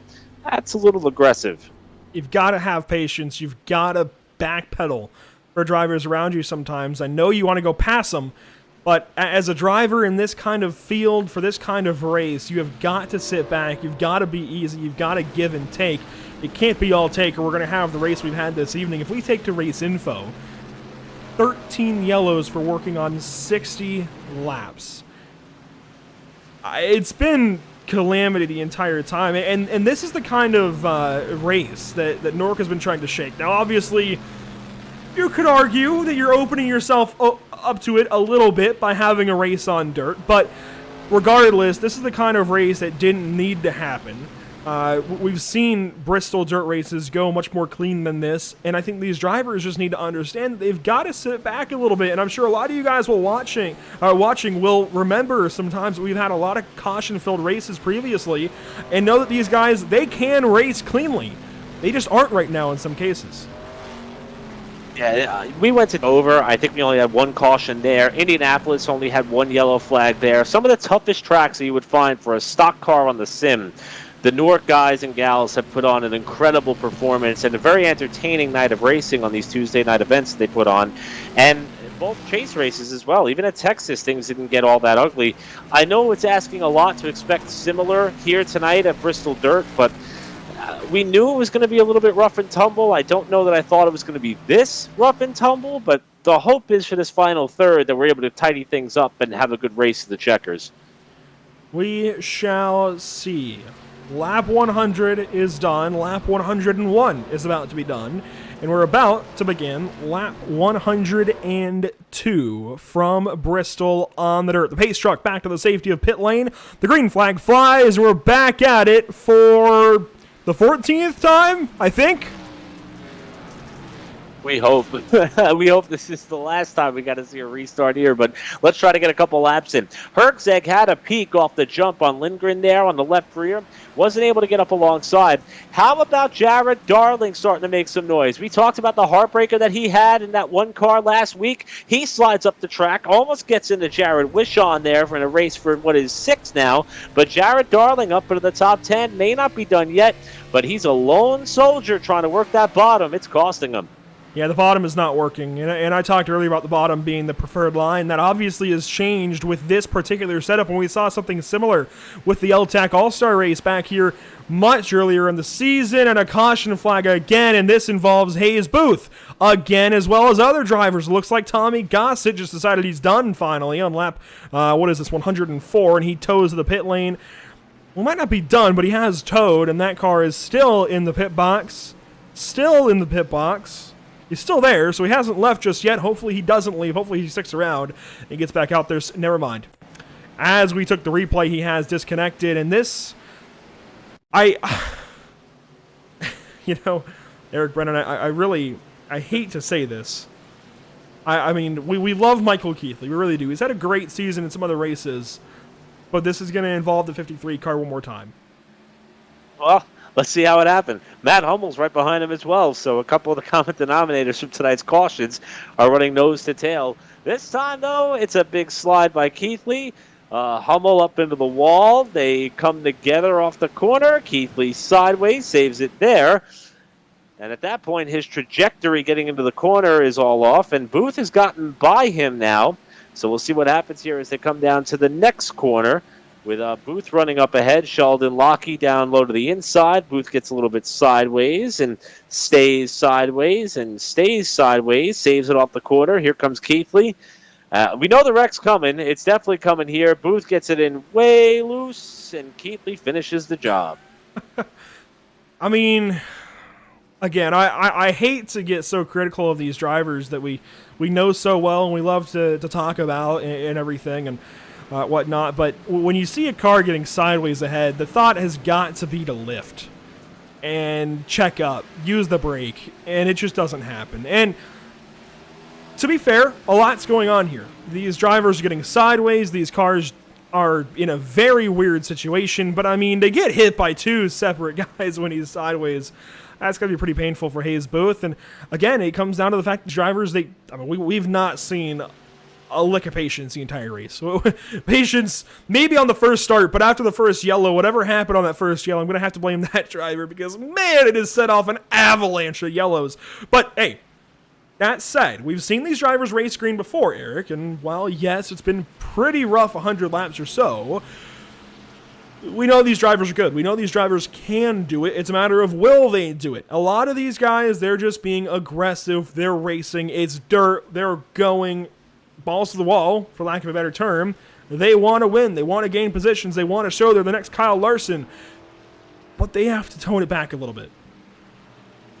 You know, we were hyping this up as the biggest wild card, not only of the chase, but of the season. And I'm starting to wonder if all these drivers were doing the same in their mind and perhaps thinking, this is my shot. This is my opportunity. I need to go out there and perform at 110% for all 150 laps. And when you have that many drivers on the same wavelength on a track where it doesn't promote or handle that much aggression, like that of a Daytona or Talladega or iRacing Super Speedway, you know, I think you end up with the result that we've seen here tonight. A lot of these people were trying to take their chance here tonight, and you know, the cream always rises to the top, and that's what we're seeing with the running order right now. The top five has been consistent. It's been drivers who have kept themselves clean. They have not exerted that level of aggression, and I think the rest of the field could learn something here in these final 40 laps from them. Along with that, somebody that we've seen in a couple of incidents, but not too many, it has been a very aggressive Cole Freilich, somebody that is usually sending it every single lap, never quits, 110% all the time. A dirt regular, he's back there in 11th. He's sitting back, he's being patient. Something a lot of drivers aren't doing, and hopefully they will start to do. Green flag back out from Bristol. It's lap 110 of 150. Zoltan Herczeg to the inside looking for second. Talked about how he has to go. He has to get to Falkingham. Lindgren's going to tag the wall, but keep it going. Herczeg, it's going to cost him a chance to take that spot away on the bottom. Klein can't pounce. No changes amongst the front three. Will Klein is trying to get back up there. Herczeg catches the wall that time in the middle of the corner, and the top five remains unchanged. Something we do not want to see is drivers using the wall for an advantage, but we're starting to see it. Hopefully these guys get off of that fence. It can help them. It will damage their car as I guess, a payback for it. A little bit of karma, I suppose, a consequence. But you can see they're starting to gain some times by just using the wall. And Zach Lindgren way down the racetrack at a turn 2. He's about to get freight trained on the bottom side. You can see that lone white car with the black bumper cover. He's maybe going to slide in front of Will Klein. No, the 48 to the outside of the 85. That big tussle is going to allow Falkingham to open up a 3/4 of a second lead, and that slide is going to cause Lindgren at least 2 spots. Will Klein sideways off the corner. He's now going to get pinned on the bottom. He'll give Lindgren back the 3rd position. Who's going to follow? Here comes Briss up top. Here comes Wishawn up top. And now it is Klein who is hung out to dry on the bottom. How often do you hear that on a dirt track? Klein is stuck down to that inside lane, trying to slide up as they come off the corner. TCB also gets loose at a turn number 2 down the racetrack, and here comes Chad Oxendine to take that spot away and move up into the 7th position. David Shutt is there as well. I'm not gonna say it, but well, one car's around. Are spinning there in the back of the pack. Not quite sure who that might have been. Hummel. It may have been Matt Hummel. As we see his name dropping down the running order, we stay green as he is on the pit lane. Falkingham still out in front. The gap remains 3/4 of a second. Everybody's either slamming the wall or skating sideways on the bottom. There is no middleman. Right now, Wishawn trying to get by Howie Briss, who's working on Will Klein. And how about the comeback by the next 3 that outline your way down towards the bottom of the top 10. Chad Oxendine, David Shutt, and TCB, all 3 have been involved in multiple cautions tonight, and they're having a pretty good comeback and trying to get back up to the top 5. I've got to be honest, I like the way this race is starting to progress. A lot of dust in the air, but we're starting to see a little bit of multi-groove as Matt Hummel cleans out our camera up top of the wall. You can see these guys really starting to get sideways and be able to hold that sideways into the corner, and you're starting to see some drivers be able to use the rest of the racetrack. Drivers also singling file out a little bit, starting to spread out. This is what we want to see. And I said I wasn't going to say it, but I'll go ahead and say it, and if chaos ensues, it's on me. We've gotten green for a several amount of laps at this point. It turned into the longest green flag run that we've had since the start of the race, where I think we went 13 laps to kick things off, which means lap traffic could become a conversation as Matt Hummel and Spencer Owens are out in front of the leader Falkingham, and Zoltan Herczeg is closing the gap. We're watching Howie Briss and Jared Wishawn go at it here. What's the race for 5th, with Briss making the bottom work as Wishawn tags the wall, but look at this race for the lead.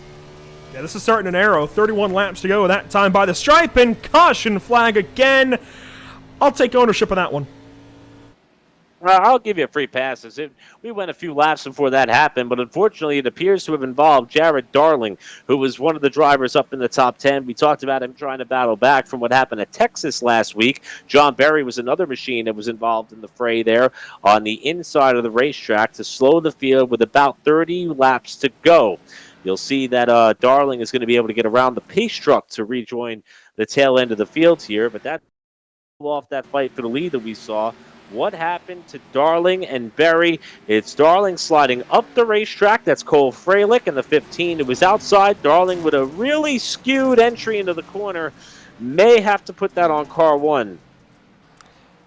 I think it's a mixture of car 1 and car 15. I know I just shouted out Cole for being pretty patient this evening, but it looks like he could have done a little bit to help avoid that one. We'll take a couple more looks at it and try and diagnose things. As actually, along with all of this, there was a different incident further back that we'll take a look at along with it.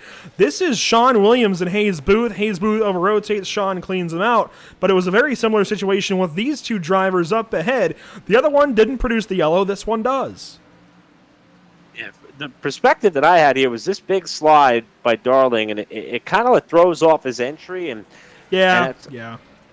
Yeah, I mean, it's a racing deal on dirt. You know, it's hard to lay blame on anybody specifically here the way that this night has unfolded. But unfortunately, it caught up Sheldon Lockie and John Berry as well. And I think the biggest misfortune was that it stopped that battle amongst the top two in the points where it's pretty much go time for Herczeg. You know, if you want an opportunity at all to try to cool the jets of Falkingham, even though we didn't go to victory lane at Texas last week, this is it. You got to take it. You got to take it now. And I think you're almost at the point where you got to do anything that is possible to get up and around Falkingham and stop him from probably being able to capture the biggest outlier of his slate of races. This is it for Herczeg. He's got to get the job done. Everybody's got to get the job done. It's not just Zoltan Herczeg. It's not just Daniel Falkingham. Everybody in this chase has got to execute in these next 25 or so laps on this green flag. And I look through the field, and there aren't too many. In fact, we can bring the ticker out for a moment here and check out who's where under this yellow flag period. There aren't too many chase drivers in this top 10 that are in a chance to really do anything about it. The top 3 are really the only guys. Will Klein and Hallie Briss enter this race almost 100 points behind Daniel Falkingham. The next chase driver is Chad Oxendine in 7th. I suppose he can have a say about it, along with David Schutt, but they're stuck back there in an area that we've seen a lot of yellows produced from here, Eric, and with the desperation they're going to have to race with in this next little while, that does not sound like a good combination to get up front and to make inroads on this lead to Daniel Falkingham. It's a great point, because unless something happens that would collect a number of these front runners up ahead, I'm not sure we're going to see a green flag run like what we just had. I hope I'm wrong. I really hope that I'm wrong.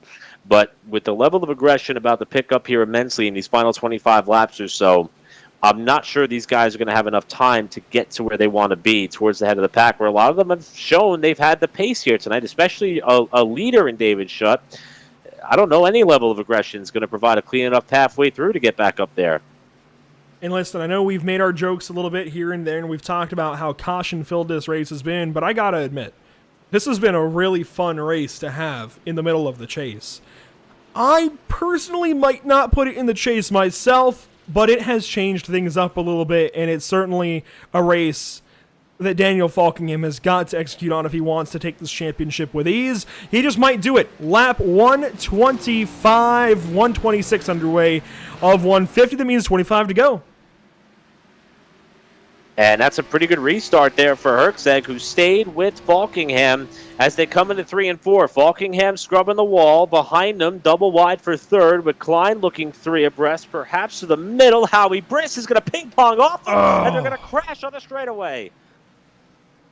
And you hate that one for Hallie Briss and Will Klein. I just mentioned 2 drivers that enter this race nearly 100 points out of the championship. 2 drivers we've seen a lot of all season long, and a lot of good runs out of all season long. And unfortunately, it looks like Will Klein is done. Hallie Briss gets a lot of damage as well. Boy, it's unfortunate because we heard from Will Klein earlier, and he kind of hinted at this. He said the final 50 laps or so, he thought we're going to have him a little bit frustrated. It was the final 25 laps that we saw him get involved in an incident that took him out of contention as Howie Briss got up alongside. This has been a career night for Howie. Well, not career night, but we'll call it one of his best nights of the season. Still searching for his first top 5 of the season is Howie Briss, and he was there. He saw the contact up to the right side between Lindgren and Klein, but coming off the corner, he just got squared up and came off a little bit too straight and went right into the left rear of Will Klein, and they both ended up against the inside wall on the front stretch.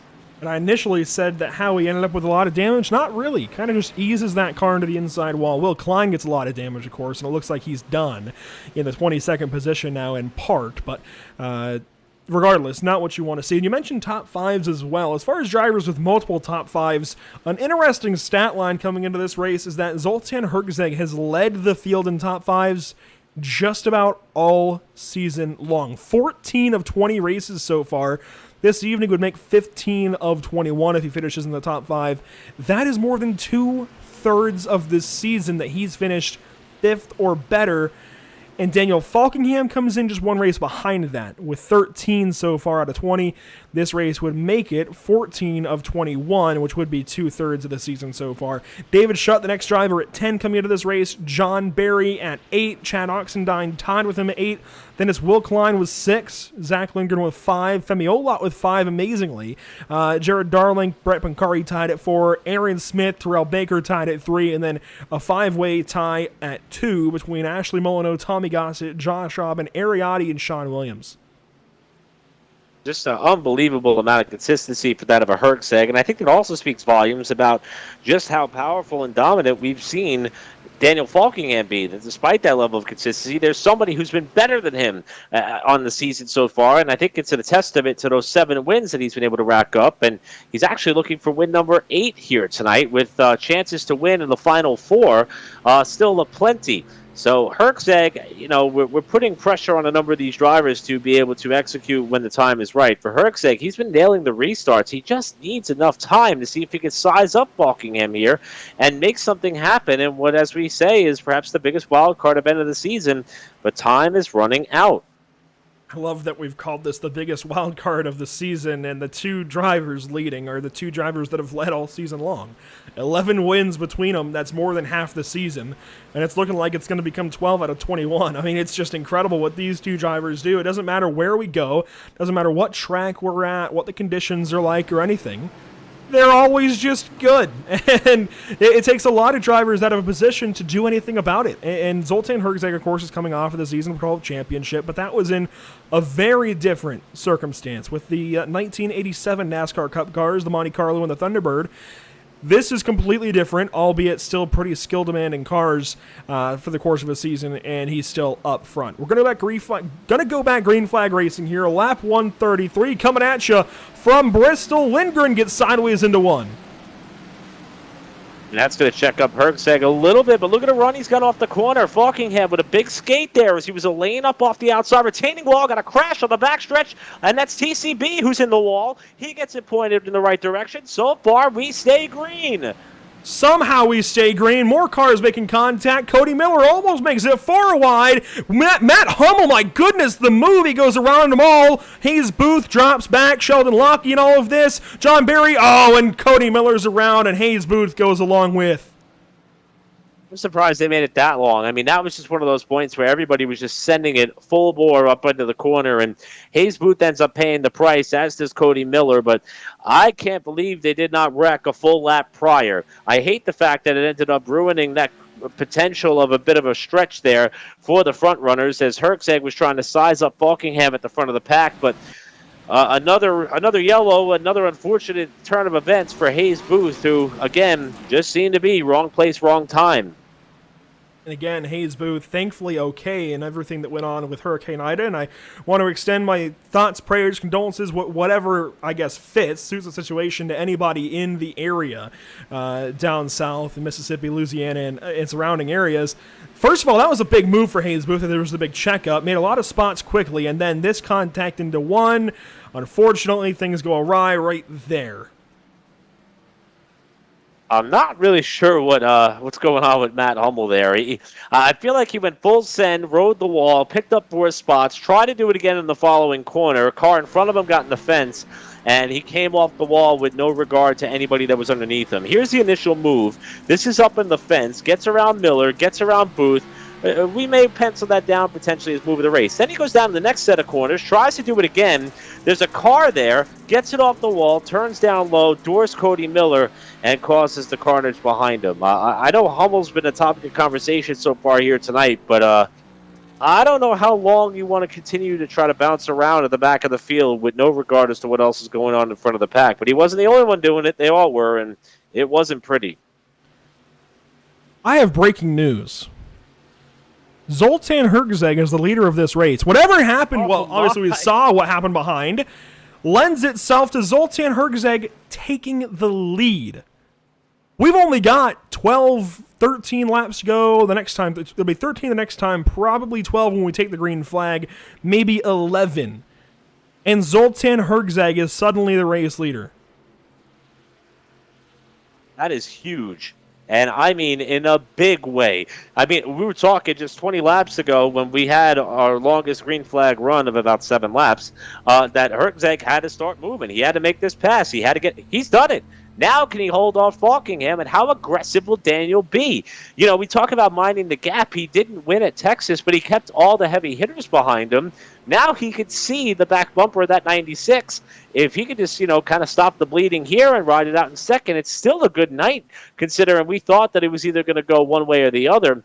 But it's not up to him. It's up to the rest of the pack and how things should unfold in this final, what's probably going to be a 10-lap shootout. We'll see. Now, this isn't going to be championship changing unless somebody like Zach Lindgren, maybe David Schutt, who's suddenly in 4th place, can get to the 96 car, or not the 96, but the 20 car, can get to Daniel Falkingham and can get him out of 2nd place. Everybody's got to work together right now. If they want to avoid a Daniel Falkingham championship in the NORC iRacing Series, they've all got to work together to move the 20 car. And as bad as that might sound, that's just the reality as we come back to the green flag with 11 laps to go. It all comes down to this. Potentially, maybe the final restart of the night. Green flag back out. Zoltan Herzeg, the leader, and Schutt already down to the bottom side of 1. He's got the spot in a big slide job from Zach Lindgren. A crossover, maybe. The New Mexican down to the bottom side. I will say that David Schutt may have one of the best cars here tonight. Will he have a chance to fully show it? I'm not quite sure. 10 to go at the line. Falkingham not letting Herzeg get away just yet. We made it a lap since the restart, and Falkingham up into the wall with the right side of the car, kind of gets stuck into the wall with the right side of the car there, and Schutt, since taking 3rd, has not been able to close in. Here comes Falkingham with a dive for the lead. Slide job, and that might be good for the lead. Hold on, a caution flag is out, and yes! Daniel Falkingham, with that incomplete slide job, has retaken the race lead at Bristol on the dirt. Boy, oh boy.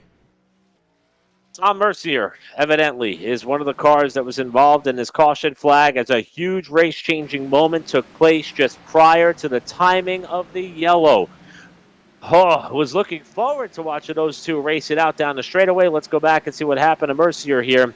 That's Matt Hummel outside, Howie Britz in the 97 behind, and Mercier just steps it out a little bit too far here. Saves it initially off the corner, but Matt Hummel's going to wreck in front of him, and Mercier gets involved in that one.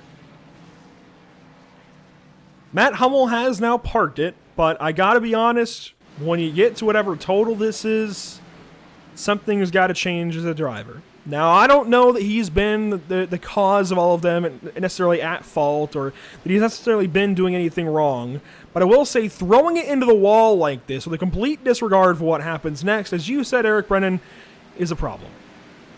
And he goes around, collects Tom Mercier, and another caution flag flies. Your luck is eventually going to run out. Our job is to call it like we see it. And I think that even though this race has been a little bit rough from a going perspective, the caution figures prove it. You know, it is our duty to point out some of the repeat offenders. And there are some drivers who we've said on more than one occasion, and we've been pretty blunt in our assessment of their behavior and tactics tonight. And the 93 was one of them. So, hopefully we'll chalk that up to a lesson learned by Hummel and whoever else had a similar style of night. And going forward, it'll be a different approach and different tactic, because the negative effect to that is being able to, or I shouldn't say being able, but it's taking away the ability to watch a fight for the lead against drivers who have figured out how to get around this track, have not been involved in multiple incidents tonight, like that of your top two. And, that caution comes out in the midst of a side-by-side battle between two championship contenders on a track where it's hard to run wheel-to-wheel like that, and it just puts out the fire, which I was hoping would burn all the way to the checkers from a competitive standpoint. Very unfortunate. While we have this stoppage of action, we do want to go ahead and talk to a driver that we've seen a lot of so far this evening in the number 2 car of Hayes Booth. And Hayes, buddy, it's been a rough week, whatever it may be for you, buddy. And that doesn't stop this evening. A pretty rough race. What's happened so far? Oh, well, kind of caught me off guard. I did not expect to get interviewed. It's been rough. Honestly, though, I think it's been a rough race for just about every person in here. It's just, this race has not been the greatest showing of this league, and we kind of expected it, with it being a short dirt track. A lot of us don't really have a lot of experience with dirt racing, myself included, so I kind of expected this. But yeah, we were in the top 10 at one point, and then just a lot of stuff happened, made mistakes, and just got all the way back here. So definitely been rough, but we'll see what we can do in these final 4 laps. Well, buddy, it's good to hear from you. Glad you're safe with Hurricane Ida. We're going back green flag. Best of luck to you. All right, thanks, guys. He's Booth right back down with the rest of his teammates and friends. Green flag back out. 4 laps to go from Bristol. And now it's all about trying to set up a move if you get a chance. But David Shutt, man, I'm the second one who almost call him Daniel Shutt. David Shutt tried to make the move there for second spot on Herczeg. Still going to try and make the move here after he's had one of the fastest cars tonight. But Herczeg is working the top side. He just wants a shot at Falkingham in the closing stages here. But time is starting to run out with Shutt still pressuring on the inside. 3 laps to go. We'll come around to 2 the next time by. Popsicle sticks almost in the air. 1 car in the pit attenuator. TCB has gone around. We stay green. We're still racing in this top 4, 5, 6, however many, and 2 laps to go. And unfortunately, Herczeg is starting to run out of time. We've seen him eat up a 0.3 of a second deficit before, but can he do it in a lap and a half? Falkingham, perhaps on his way to what would be the most unpredictable victory of his iRacing career. Here he comes. 1 to go at the line. 1 lap to go for Daniel Falkingham. The white flag is out, presented by Tucson Sound Art. There's nothing that Zoltan Herczeg can do about it. Look at the dust fly. You can't see the 20 car. They're all going to race back to the checkered flag, all behind the 20 of Daniel Falkingham, who gets it done for the 8th. Get it? 8th time on the 2021 season. That is just unbelievable. And I know we still have 4 races left to go and a lot to be decided and a lot that can happen. But this may go down as the exclamation point to what has been an incredibly dominating season for that of Daniel Falkingham. Besides him not having a victory on a super speedway, I know he came up short at Daytona to Cody Miller. When we got to iRacing Super Speedway, Ashley Mullen, who took the victory there, and at the Talladega Duels, Femi Olot swept it. Legacy Daytona went to Zoltan Herczeg. Aside from the Super Speedway, lack of a victory there, this is a driver who has excelled on every other discipline that the NORC Series tackles, including this variable, the dirt race at Bristol, and he survived a slugfest. Look at that, 18 cautions for 86 laps, 4 lead changes, and the last one came at the right time when the yellow flag flew. And yet another asterisk will go next to Falkingham's name on our Pit Stop TV graphic to indicate a race victory. What a season he's having. And it's a good kind of asterisk as well. It's not the bad kind. It's to say that maybe something was up with something. It's the good kind of asterisk to mark a race win. 8 times this driver has gone to victory lane. A couple of road courses in there. Now a dirt track. A lot of ovals, obviously. It's incredible what he's done this season. I personally cannot believe it. Daniel Falkingham has been a good driver for seasons, right? We've talked about this a few times so far. But nothing like this. Simply nothing like this. No, I'm not sure of anybody who's been able to have this level of success in any race season. I haven't seen it. Granted, I've been covering races on Pit Stop TV for coming up on about a year now with you guys, and I don't recall seeing someone have this much of a stranglehold with this diverse of a schedule and with the talent level being as strong as it is. And it's remarkable. Emerson Arden, who handled our social media duties tonight, he's the one who crunched the numbers for us after the road course races. He led every single lap there. It's incredible what this guy can do, and we thought tonight would be the night that we would see a kink in the armor, if you will, and it just did not happen. It's remarkable. And that goes down as overall race win number 12. He came in with just 4. He's doubled that this season alone. He entered season 13 with only 4 wins to his name. Think about that. He's now got 12. I mean, that is the season that anybody wants to have in any series ever. I mean, it's just been incredible. He's now only 1 win behind Freddie De La Rosa and Zoltan Herczeg. He's actually now tied the previous number that Freddie D had before winning last week at Texas. Imagine if after next week, those 3 are tied. That would be incredible. And if he gets above that 13 win mark, the next spot ahead of that would be an outright 4th place in the all-time wins list. And the next one ahead of him then is Femi Olot. Then you got Bobby Zelensky. Then you got Marcus Richardson. Those are the kinds of names he's starting to put himself with in the NORC iRacing Series, 2 of which are currently competing in the eNASCAR iRacing Coca-Cola Series, which is going to fire off in a little bit and begin their playoffs from Darlington. So that's the kind of company that we're starting to speak about Daniel Falkingham in. He's already surpassed Benjamin Nelson, who's raced in the eNASCAR iRacing Coca-Cola Series, and several other really good drivers, be it in I guess C-Fix C Open, B-Fix B Open, A-Fix A Open, NIS, Road to Pro, etc. Daniel Falkingham is good, and this is his season. I mean, quite simply, this is his season. I don't know how he loses the championship at this point. What we will do, though, is go ahead and take a step aside finally after that long-winded speech as to how good Falkingham has been, and we'll be right back to you here in a few moments with post-race coverage from Bristol.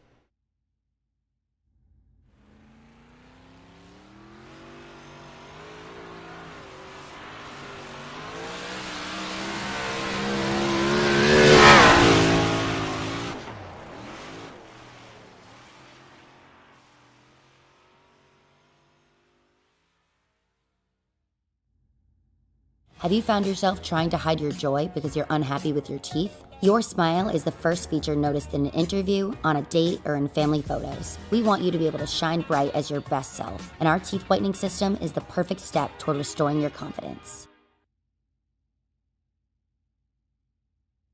Sound Art introduces an entirely new way to listen to music in your home.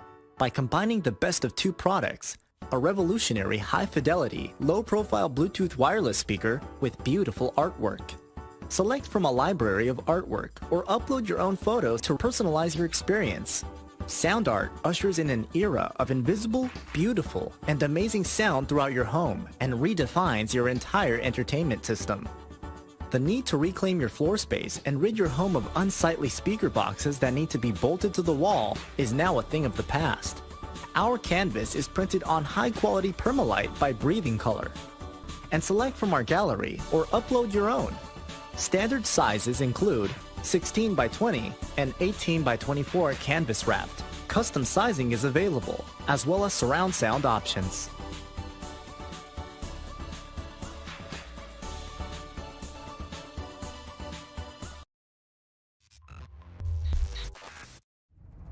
Okay, so you've watched the big boys race more than a handful of times. Maybe it's time you felt the thrill of racing from the other side of the fence, from the best seat in the house. It's time for you to experience the excitement of U.S. Legend Series racing from the driver's seat. The U.S. Legend Series is one of the fastest growing segments in all of motorsports.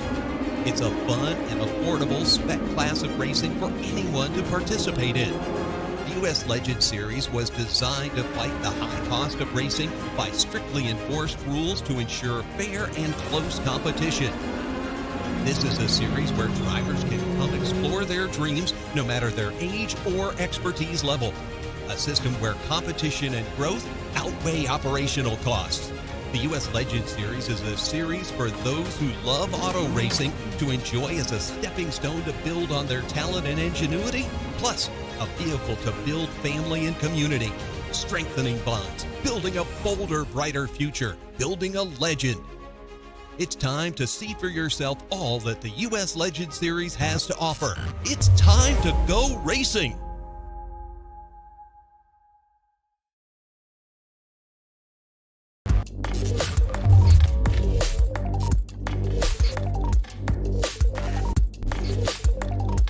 We had the means for once in our life and the chance and the opportunity to decide to go racing, so we're going to attempt to go do it. So it's practice day today, but we're going to go out here and shake it down and get the driver halfway up to speed. We know the car is good, the driver is just, in trouble. He's going to be in trouble all weekend, but we'll make the best of it. That's all we can do, right?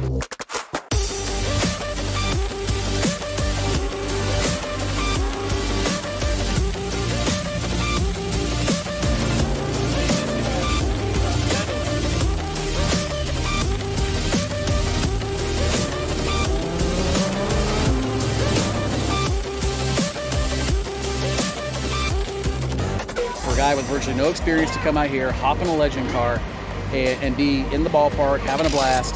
I think it says a lot about the platform in that these cars really are the everyday man's race car. You couldn't ask for anything better than this. I mean, look at me. I run TV cameras and talk for a living, right?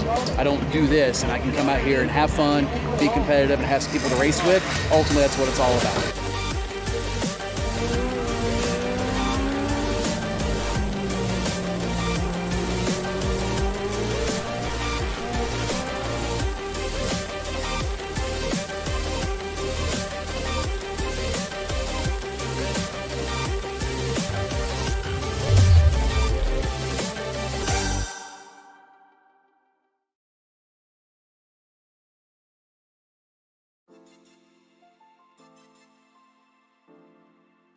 Well, I do want to thank Tony Stevens and the Pit Row crew for that quick presentation. Hate to cut it short a little bit, but we're back to you from the virtual Bristol Motor Speedway with dirt on top. And you can see a lot of rubber in the corners as well, as this place got dry slick in a hurry. The story up front, none other than Daniel Falkingham yet again. And we'll bring the driver of the 20 car in. And buddy, we're talking to you a lot. It seems like every single week we're talking to you in some capacity. This time, you're back in victory lane. The one race that everybody had tabbed as a wild card and the chance to potentially beat you, well, you win it. Yeah, I don't know if you remember everything I said last week about how I was not looking forward to this at all. I'm just going to say this is probably the most I've ever prepared for a race. Probably the first time I've actually prepared for a race a lot, because like I said last week, I had zero confidence coming in here because I am not the best dirt racer. And just the speed we showed in practice, especially how consistent we were. After how we ran in the heat, I mean, albeit the track was a lot tackier and not as slick as it was near the end of the race. And I gained a lot of confidence throughout the race, but the only thing that was killing me there was the restarts and stuff, because I just have to do the same thing over and over again. We don't got a big restart window. So I know all those guys would try to time it behind me, and they timed really well. And just to think, I got scammed twice. Just to think by both Shutt and Zoltan, but thankfully several lucky breaks past with Shutt's incident. Then I got the lead back from Zoltan when the caution came out perfectly. So literally nothing else could have gone better. Like nothing else could have gone better my way. Like it's pretty incredible just how this entire race played out. But I mean, I'm so ecstatic right now. And there's reason to be ecstatic, of course, as well. You win an 8th time this season. That is more than a third of this season. You're batting over 350, which is incredible to think about. Got a lot to be happy with, and we're going to another racetrack that I think is going to suit you, Darlington, and you're only opening up that points gap by even more. Darlington's got to feel pretty good for you as far as the championship goes. Darlington, I love that place. It's one of my favorite tracks, and considering the recent success I've had in any Xfinity cars at Darlington, I mean, heck, I just ran a league race there on Sunday night, and guess that will be my preparation for next week. But overall, I love Darlington, especially the updates they've done to it where they took grip out of the racetrack. Low grip, high horsepower with these Xfinity cars. I think it's going to be my bread and butter next week, but of course, I never want to get too overconfident. I take this week by week and just come out and do the best I can. It'd be nice to go knock off another win, but right now we just got to keep getting these solid finishes, and hopefully we can just keep building this points buffer. Because, I mean, yes, we got 4 races left, and yes, I got the big points cushion, but still, I mean, just one bad race, and it could all flip on its head. So, just going into next week, and we're just going to do what I do, and hopefully get another win, but hopefully get another solid finish. Just get those points, keep climbing. Well, I'm going to help you feel a bit better about it, Daniel, because it's not just one race. You're going to have 2 pretty bad races. You got 40 points thereabouts or more on the next competitor. It's huge. But, hey, you do you, buddy. Don't look back. It's a championship season through and through, I think. Who do you have to thank? Who do you want to shout out this evening? An 8th win on the season. Not gonna lie, that's crazy. 8 wins. That you keep saying that 8 wins. And you know what? I mentioned a stat, Daniel. Go for it. 12 wins now to your name. You entered this season with only 4. You have put double that on the board this season alone. You've gone from 4 wins and being well down the order in terms of the all-time win list. You'd be tied now with David Schutt, Chad Oxendine, Cody Miller, to now being 1 race behind Zoltan Hergzeg and Freddie De La Rosa. Once you pass them, and I think you clearly will, you're 4th outright and you're behind only 3 drivers. Marcus Richardson, Bobby Zelensky, and Femi Olot. That's the company you're in. That's pretty incredible to think about. I mean, Marcus, Bobby, Femi, you just named them off. They're like the legends of NORC and stuff. They're pretty much the faces of NORC. I mean, they're big. They're some of the greatest drivers in NORC ever, and I've had a chance to race against all 3 of them. So, especially, I mean, I got to race Femi last week for the win. So that was, I mean, it's just crazy to think about. But anyway, I got to thank First Rate Bay Lobster 207, my personal sponsors, for all their support. I got to thank you guys for on the broadcast. You guys kill it every single week. I don't say it, or I say it probably way too much, but you guys seriously kill it every single week. So thanks for all you guys do. I got to thank all the fans who watch us each and every week. Got to thank John Barry for running the league, all he does. Got to thank everyone who comes out and races each and every week. I know it wasn't the greatest of showings by us tonight, but that was to be expected. Hopefully we can have a better race next week. I got to thank all my friends and family for watching as well. And, yeah, that's it. Well, buddy, it was a good race up front nonetheless. You kept that car really, really clean until when it mattered. You used it up a little bit, got that win back in sight, and took it away from Zoltan Hergzeg. Congratulations, buddy. This might be the hardest fought race of your entire season, and I guarantee you it's on the way to a championship at this point. Buddy, live it up. Have a good one, and we'll see you, I'm sure, next week at Darlington. Appreciate it, Andrew. See you next week. I'm just going to be honest. Daniel Falkingham is on his way to a championship. There's no other way to put it. He's got 40 points or more back to Zoltan Hergzeg. He's on his way to a championship, Eric. And a lot of drivers, all they can do is sit back and watch. One of those drivers being David Schutt, who finishes third on the evening. We're not able to get Zoltan Hergzeg, so next one in line is David Schutt. And David is somebody who, we definitely enjoy being able to catch up with here. And he's had a very consistent season for sure. He's had a very consistent season, of course, is that of David Schutt. And we'll have the opportunity, hopefully, to pull him in here and talk to him based on what was, we'll call it an up and down night. David, first off, you were one of the very few leaders we had on the event tonight, but we saw you take the lead, and at some point, the back end of the car stepped out there. What happened? Yeah, I just the car just got too far out, and then once you get too far, you can't save it. So luckily, I missed the pit entry, and I was able to get back going straight. So unfortunately, I think that cost me my best shot at winning. I think we were, or at least our top 3, were all really close. But I just spent the last half of the race or whatever trying to get my way back up there, and I just ran out of time to give Daniel and Zoltan a try. But yeah, it was a pretty long race. In the heat race and eventually the 150-lap feature, as you said, you appear to have one of the best cars there tonight. I know that you have a lot to be proud of that you were able to work your way back up to 3rd, but knowing that the car and the driver was that good, does that almost, is it a little bit of like a kick in the gut, wondering what could have been had you have been able to stay up there throughout the night, or are you happy to be able to salvage this evening in the way in which you did? I don't really care either way, I guess. It was kind of a one-off special event. Yeah, it just was kind of a finish, just another finish. Well, we got 4 races left to go. We're going back to some of the more conventional tracks like at Darlington, Phoenix, Chicago, and eventually Vegas. You've had a great season, albeit we haven't been able to see this car in victory lane in a NORC points-paying race just yet. Is that the agenda for these last 4 races? Just go for broke and just try to notch the tally in the win column? Yeah, that's pretty much all there's left to go for. I hate Darlington. I think they should burn that track to the ground, but the rest of the tracks I think I have a decent shot at, so we'll see how they go. It'll certainly be interesting to see how it all unfolds. I got to say, David, you put on a heck of a show being able to work your way from the back of the field up towards the front. You missed all the carnage that took place.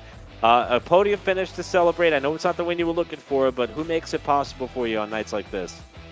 I'd just like to thank Barry for running the league and all the viewers that showed up and watched.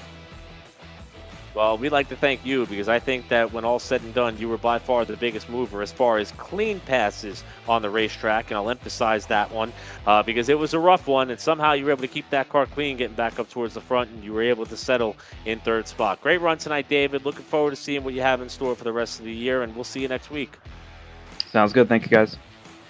And again, that is David Schutt, who, as we mentioned, was able to go out there and led 29 laps. At one point was as low as 21st and worked his way back up in a podium contention with a third-place finish at the Checkers. We'll move things back over to, I guess, the other platform, if you will, and we'll get Zach Lindgren finishing in the 4th place this evening in the number 85. And, buddy, we've talked a lot recently about the fact that you've gone road racing lately. That's a far cry from dirt racing, and I mean, we've been friends for a while. I know that you think dirt is for farming, granted that's soil and not dirt, but hey, you did pretty good on the dirt track this evening. You were up into 2nd for quite a while. A couple of cars got back to you, sure, but still a really, really good showing. Yeah, we had a really good run tonight. After tonight, I don't think the car selection was right. I mean, we've seen Cup cars here, and we've seen I don't know if we've seen trucks here. I don't know. It's hard to keep up anymore with what NASCAR does. Okay, sure. So trucks here. I don't know about Xfinity cars, and tonight I think it was just proof why Xfinity cars did not come here for dirt. Tonight was frustrating and both fun at the same time. So tonight really didn't help the case of me, liking dirt. So, but no, like you were saying, we were up into 2nd. We were running really well. The track kind of went away from us. I was having trouble even turning the car into the corner. When it would turn, I would slide it way too much. So, Zoltan and Schutt had better rotation on me through the mid part of the race. And when they all went low on that final restart, I thought for sure they would group up and hopefully wreck the way Zoltan and Daniel were racing. But it didn't come. It didn't come like I wanted it to, but we'll tie our best finish for NORC and we'll keep moving forward. We've got a good string of finishes under our belt now. 2nd place is incredibly impressive to have run up there. Even though you fell down to 4th position, that's still incredibly impressive and is going to help you in the points. You had a pretty rough go of things. We covered the pit penalty at Indianapolis. Oof. Then we're pretty good last week at Texas. Really good this evening at Bristol. Now you've got 4 very different races from the last 3. You've got Darlington in a week's time, which thankfully you guys all have official races to help use as preparation for. And then you've got Phoenix, which is going to be very different. Then Chicagoland, which hasn't been run at all this season. And Las Vegas to cap off the season. How do you prepare for those 4 races? Really, I don't try to put any expectation on myself when it comes to any different track. If I do and I don't meet them, I get extremely frustrated rather quickly, and I start either overdriving, underdriving, or the night doesn't go my way. So realistically, we're just looking forward to Darlington. I have a pretty good track record at Darlington. I feel like I'm relatively decent at Darlington. So right now we're just looking forward to that. It's a really fun track. After that, with Phoenix being in there, Phoenix is a rough track, especially on the Xfinity cars, or with the Xfinity cars. So right now it's just a matter of you're getting through Darlington decently. It's very narrow. So right now what I'm looking forward to is Darlington. Chicagoland sounds extremely fun. I love Chicagoland, and I hated that it got taken off of the legitimate NASCAR schedule. So I'm looking forward to that race over all the others. Fair enough, buddy. Now it's looking like Daniel is clearing away the championship favorite. There's no argument there, but you can certainly race your way through this field quite a bit. You now sit in the 8th spot. Now, that might sound like you're quite a ways behind, but that's only 5 points behind Sean Williams, 14 behind Brett Pincari, 14 as well behind Chad Oxendine, and 18 behind David Schutt. You're close to really moving up through this field. What is the game plan then? I just asked you how you prepare for those races. What is the game plan for those races? Consistency. If you're not consistent, then you don't really get anywhere. You could pop off a few wins, but if you pop off a few wins and then finish 20 plus every other race, it doesn't really matter. So consistency, really. Ryan Newman did it the first time the chase happened in NASCAR. I feel like I'm decently consistent when it comes to any track that we go to. I feel like I can be decently consistent inside the top 10. So that's all it really takes. Just consistency, keeping the car clean. letting the others around you make their own mistakes and capitalizing when they do. Well, that's Zach Lindgren, finishing in the 4th position this evening from Dirt Bristol. Buddy, who do you want to thank? Who do you want to shout out? Who makes it happen for you? I got to give a huge shout out to HMS Motorsport, Racecom, Rocky Mountain Elk Foundation, and NASCAR Diecast fans. A huge shout out to NASCAR Diecast fans for always being on the car, always repping. Huge shout out to Elite Motorsports. Obviously, my teammate for also being here tonight, pushing me across the finish line pretty much tonight. So a huge shout out to Jared tonight. You up here on the booth doing what you guys do, dedicating your time to the league. Everyone back at home watching. I hope we put on a good show for y'all. The brave men and women overseas defending us. That's all we got. So Zach Lindgren finishing in the 4th spot after starting 8th, moving up to 2nd. Pretty good night overall for the 85 car. Buddy, we'll let you go. Hopefully we're talking to you in the next couple of weeks. Yes, sir. I appreciate it. Thank you. Zach Lindgren gets things done from the Bristol Motor Speedway. And I do want to say, we're just going to keep pumping up Zach's ego a little bit. I was talking to my buddy David Levine earlier, who runs one of his cars in the Lucky Dog Racing League that Zach was competed in, and they were having a lot of fun down at Carolina Motorsports Park a couple of weeks ago. One thing that David said to me recently was that he is welcome. That Zach is welcome in any of David's race cars ever. I think that shows that this guy has got some car control, has got some racecraft, and was able to mix it up with the best of the best in the series this evening, and is here to stay as a NORC regular. It's his first season. Keep in mind, this is his rookie season with these guys. Never raced with some of these guys before, and he's done a fantastic job of it, and he notches himself a 4th place finish in these results, Eric. Yeah, and also, great interview, by the way, Zach Lindgren, who, as you mentioned, came home in 4th. Obviously, we didn't get a chance to catch up with Zoltan Herczeg, who was our runner-up here tonight, 2nd in championship points. And you just have to wonder, to have the season that Zoltan is having and just having one car that is constantly being able to be one spot better than you want tonight, like we had tonight, it's just got to be super frustrating. But Falkingham with his 8th win, Herczeg shut our podium, Lindgren, and Jared Wishon, who also has only made a handful of starts in that number 27 car, ends up the night in the top 5. Beautiful looking machine that he had, and a beautiful looking result for him as well. Brent Pancari, quiet night. In fact, status quo for Pancari and how he runs these NORC races on a place that ensued chaos, or where chaos ensued, I should say. We rarely knew that Pancari was in the field, and I say that in the best way possible. A quiet 6th for him. Chad Oxendine came back from a couple of cautions for 7th. Sean Williams, who we heard was irate at one point in this race, as irate as Sean Williams could be, being that he's a mild-mannered individual, in 8th. John Berry 9th, and Jared Darling rounds out your top 10. Moving on down to 11th in the order, it's Josh Robin in the number 8 car. Brand new paint scheme for him, right in front of Spencer Owens and Cody Miller, the Daytona winner. And then in front of Tom Mercier and Howie Briss for the top 15. Painful to see Howie drop that far down the running order. Michael Keithley, for all intents and purposes, survives and gets up into 16th in front of Hayes Booth and Terrell Baker in the 18th spot. Cole Freilich, the one dirt racer, I suppose, that I thought would have been much further up the running order, finishes in 19th. That's pretty painful. Last car on the lead lap there for Cole Freilich. Sheldon Lockie, first car, 1 lap down. And now we get back to the final page results. Matt Hummel, who had a, we'll call it Star Spangled night, in 21st position. Will Klein was involved in the crash. Late in the going, his rough chase continues, 22nd. Tommy Gossett did not make it to the checkered flag, 48 laps shy. Bobby Chaney, in fact, was the first retiree of the race, as Aaron Smith and Scott Shire registered for the session but did not take the green flag. So, Andrew, we were talking about the lead up to this one.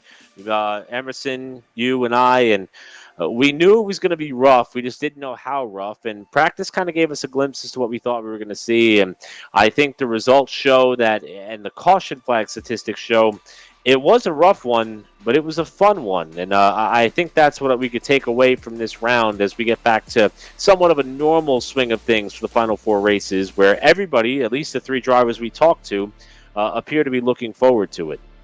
And let's be clear, never did we expect green flag racing this evening. We didn't expect to go through long green runs. We knew this was going to be a challenging race that likely had some yellows. These guys don't race dirt regularly. These guys race ovals, maybe some road courses. These guys are not super well versed in dirt racing. While yes, iRacing does promote that cross, discipline racing out of a driver, that's not always the case. We knew these guys would have some troubles this evening. We knew we would have a higher amount of yellows than ever before. Or maybe not ever before, but at least than regular this season. This was a bit expected, so yes, this kind of falls within the category of expectations, but no, did we want to see this by any means. Can this happen again? Should this happen again? I think also yes. We learned a lot with the NASCAR's first trip to dirt in 70 years back in March, and while yes, that race had a lot of problems as well, I think everybody wants to see it back, and it's confirmed to be happening again. Think about that. Bristol is trucking in dirt again. That's pretty incredible. They're willing to go through that kind of track transformation for the second year running. We haven't even run on concrete again there this year. So should this happen in the future? I personally think yes. With the Xfinity cars, maybe, maybe not. I don't think it was the car that was the problem. I think maybe the setup could use some refinement. I think maybe the drivers need to think a little bit more. I'm just going to be honest. I think this race is still overall a decent success. Maybe not the race any of us wanted, but also there was a lot of action. There was a lot for us to talk about. Never were we bored. Yeah, and that's probably the best way to sum things up here. We were entertained all the way throughout, and some drivers were frustrated, but I think Sean Williams, that interview that we did there mid-race after watching he and Matt Hummel go for a tussle that seemed to last about 3 laps, half of which was under caution, he said, I'm frustrated, I'm mad, short track tempers, whatever, but I'm having fun. And I think that's what the general consensus of tonight was. Yeah, some guys didn't get the result that they wanted. David Shutt obviously was a little bit dejected with what could have been. But when all was said and done, obviously Daniel Falkingham as the winner seemed to have a good time. But a lot of the guys in the midfield who were using the concrete wall in order to catch their cars getting up into the corner and into the banking, I think they're going to leave here tonight perhaps a little bit sore by how much sawing on the wheel they had to do. But I think they're going to look back on this event and think, that was a lot of fun, because I know that's what we're going to do. Now, before we go any further, earlier we mentioned the fact that Hurricane Ida made a pretty large impact in the southern United States this week. First, thoughts and prayers to everybody in the area down south that may be experiencing some flooding right now and is trying to recover, and certainly anybody that is in the area that Ida may yet impact. I know it's working through our area here, the Iredell County, Eric, but I also want to mention good luck to several drivers out of the NORC iRacing series that are taking part in Podium Esports Retro 500 this week. There's a lot of them on this list, actually, including Chad Oxendine, who rolls off third tomorrow. Now, if you don't know what the Retro 500 is, they're taking, well, NASCAR, 1987 NASCAR Cup cars, the Monte Carlo and the Thunderbird, to Darlington. It's the Retro 500. Makes a lot of sense now, doesn't it? Chad Oxendine, again, rolls off third place for the start of that one. Anthony Emery starts from the 12th position. Let's see, let's keep rolling on down the list. I know there were more on this list. I just got to get down to them. And it actually might be all from NORC, now that I think about it. Yes, that's all from NORC, but there is one other driver on that list that we'll talk about a little bit tomorrow, potentially, because Zachary Murtis from the Cars Esports Tour is also on that list. He starts from the 34th position, if I'm getting my math right here. The outside of row 17, yes, that should be 34th. So a couple of drivers that we want to wish a lot of luck to tomorrow. I believe is when the race is. It might not be, but whenever the race is, the Retro 500 coming up. Best of luck to you guys, Chad Oxendine, Anthony Emery, and Zachary Murtis. Now, that out of the way, of course, we also want to thank our partners here at Pit Stop TV, Tucson Sound Art, where your picture is your music, Eric. Use promo code PitStopTV at 10% checkout for 10... Sorry, no, it's not how you say that. That's... No, nuh-uh. Use the code PitStopTV for 10% off of your order at checkout. There we go.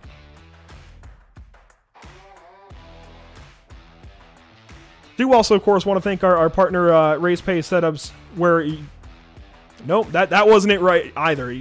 These drivers had their own issues on the racetrack. Eric, I don't think I'm going to be able to get through this, buddy. I'm going to have to turn this over to you.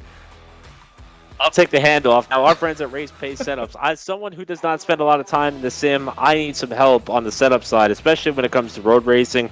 Our friends at Race Pace have you covered. You can pick up your pace at Race Pace with Race Pace Setups. Visit the Discord link on the bottom right-hand portion of your screen to learn more. We also want to thank our premier partner and supporter, Permanent Makeup in Maine. Ashley Bullier, who is a certified micropigmentation specialist. My wife just walked in the room and is very surprised that this is a sponsor read that we are giving off right now. But they will be the ones who can help you look your absolute best all throughout the year. And permanentmakeupinmaine.com to learn more. Again, that's permanentmakeupinmaine.com. Permanent Makeup and Cryo in Maine. We are also presented by, of course, Whiplash Media, the official camera provider of Pit Stop TV. To learn more about all that they have for you and to pick up your iBroadcast camera setups, visit pitstoptv.com/whiplash. Finally, we have our newest partner on the Pit Stop TV platform, BAM Racing Videos. Our buddy Brandon Metler, who is always traveling around somewhere. He always has his camera on him, and he also supports numerous other racing videographers who are in the same field. Brandon is someone who Andrew and I both know personally. His work is phenomenal, and his support of short track racing and Pit Stop TV extends right here to the events that we broadcast, like the NORC iRacing Series. That's BAM Racing Videos, by a race fan and for the racing community. I'll tell you what, Andrew, it's been that kind of night, man. My wife just came in here to show us that the cat chewed through one of her headphones, so that was the reason for the disruption on my end. We had chaos on the racetrack. We've had chaos in the production truck. We've had chaos off the racetrack. It's just been the theme for this dirt race at Bristol. Fortunately for all of us, it's in the books. It's time to focus forward to Darlington.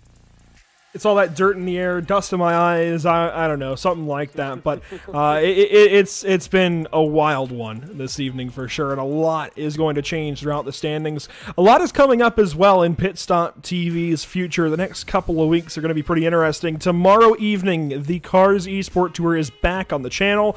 We've got Larry King Law's Langley Speedway. What a race it was back in June for the Solid Rock Carriers Cars Tour, where Caden Honeycutt, rookie in the series, put up his first career win from Justin Johnson Racing. Justin Johnson should be in the field tomorrow night at Langley Speedway. Then a little bit later on in the evening, actually simulcasting, I suppose, if you will, the Outlaws Sim Series will take to the twists and bends of Watkins Glen International. Emerson Arden will be on the coverage for that as per usual. And on Thursday, it's race 7 of 8 for the North American Racing League. A lot is coming to you with those guys. Of course, they've got race 7 of 8 at the Red Bull Ring. First time we're going to the Red Bull Ring on Pit Stop TV, but also they're coming up to the championship, and they've got a special event coming up later in this month, I suppose, that we're almost into. In less than 3 hours, we'll be into September. That's pretty crazy to think about in and of itself, but we will have a special event, a 4-hour race coming up very, very soon. You do not want to miss that. September the 25th, 11 a.m. Eastern Time. We're going to get that one rolling, and it's going to be a lot of fun. A little bit early for us here in the States, potentially, especially if you're on the West Coast, but that's going to be fun. 4 hours of racing from Long Beach, no less, in GT3 cars. It's going to be fun. There's also other racing, not just these 3 broadcasts coming up this week, but we also have the MSRA National Series headed to I got to think here. Darlington. Actually, yeah, Darlington Raceway on Friday. Then, well, Eric, you're headed out to Carteret County Speedway with the Smart Modified Tour on Saturday. We wrap around. We're going to have NORC, of course, on Tuesday with, my brain isn't working. It's NORC Chase, Darlington, that one again. We've got 2 broadcasts from Darlington back-to-back, because I do want to be clear, while Eric is having fun at Carteret County, that's not on the channel here, that's on Speed 51, but we've got a lot coming up, is the point, and you want to be here, you want to follow along with all of it here at Pit Stop TV on our social media channels, and they're listed for you below. Yeah, we have so much going on, and I think that Andrew and I are both a little bit gassed after the weekend that we had, and after the race that we had here tonight. Of course, Andrew travels with the Cars Tour on the production crew there with Cars Tour TV, and as he mentioned, I was head on some Smart Modified duties, and we're in the heat or the heart of the race schedule. So the best way that you can stay up to speed with everything that's going on the channel are the social media links that you see on the bottom portion of your screen. Facebook.com/pitstoptv/ Instagram.com/pit_stop_TV/ which, by the way, Emerson Arden, who's handling our social media duties, I went just now to the Instagram feed, and he's already got some incredible sights, sounds, and images and news updates as to how tonight's race unfolded, and we haven't even gotten off the air yet. Twitter.com/pitstoptv_/ and my go-to preface to kind of tune on what's going on here if I'm not on the particular broadcast or call of an event. YouTube.com/C/PitStopTV1/ I use the Roku app and TV. The Roku with the YouTube app in order to check out what's going on there. And that's my plan for tomorrow with the Outlaw Sim Series. When Emerson puts on the lead commentary hat and the production lead hat there as well, and that's the next time that you'll be able to catch what we've got going on here on Pit Stop TV before we come back for NORC in 1 week's time. Yeah, so just to recap, tomorrow night we've got the Cars Esports who are from Langley and the Outlaw Sim Series from Watkins Glen. You'll want to make sure to tune in for both if you can. If you go back and forth, I don't know what kind of dance you're going to do to try and catch both, but I urge you to at least make one, if not both of those broadcasts. That will do it, finally, from the Bristol Motor Speedway, covered in dirt this time. The longest broadcast I think we've had all season potentially here, Eric, and we hope you enjoyed it. We hope you will tune in next time here at Pit Stop TV. For all of Pit Stop TV, Eric Brennan beside me on the mic this evening, Emerson Arden on social media. My name is Andrew Cardinale IV. Thank you so much for tuning in for this wild and difficult night of racing. We hope you enjoyed it, and we'll see you next time.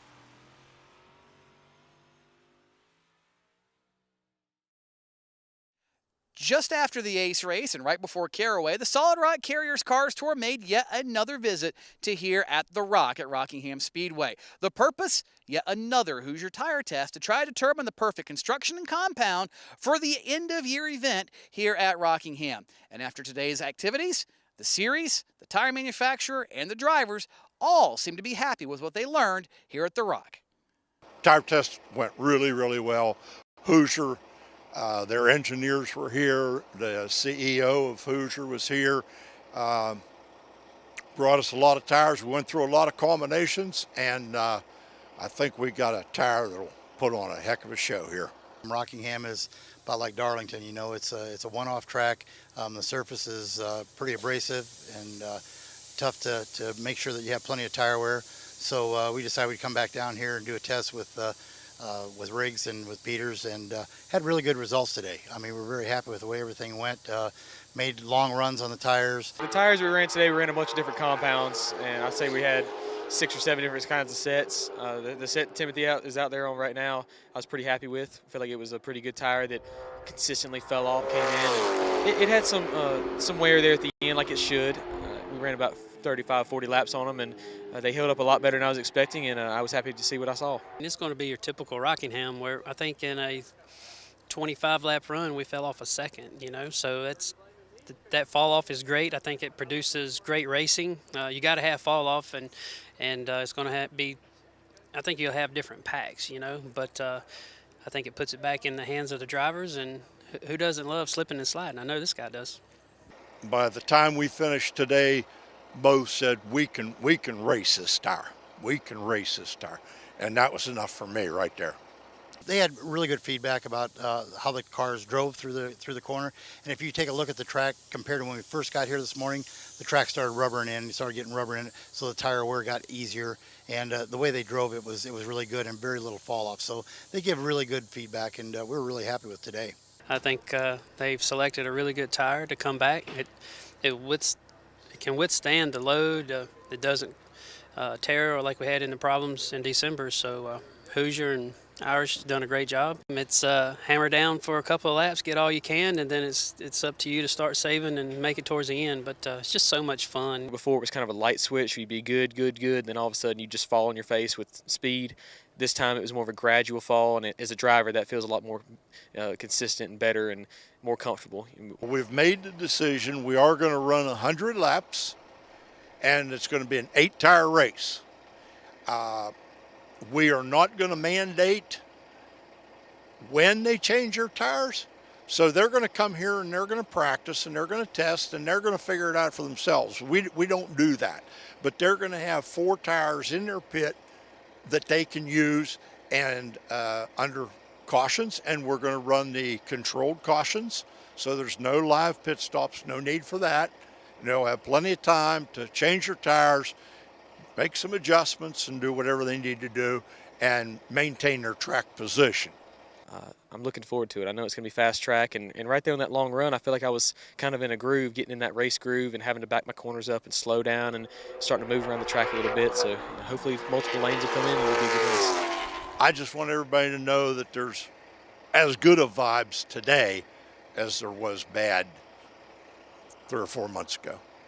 And there you have it. Everybody tickled pink with what they learned here today at Rockingham Speedway. The manufacturer, the drivers, the series, everybody is excited about what's to come at the end of the Cars Tour season this year. And if you didn't catch it, yes, the date has changed to Saturday, November 6th. We wanted to get away from some other events in the region to make the best experience for our fans and make sure they can make all the races in this area that they really, truly want to hit. So everything's looking good. The tires look great. The cars are looking great. The track's looking good. And it's going to look even better when you join us here at Rockingham on Saturday, November 6th for the season finale for the Solid Rock Carriers Cars Tour. Can't be with us? Make sure you catch it live on carstour.tv.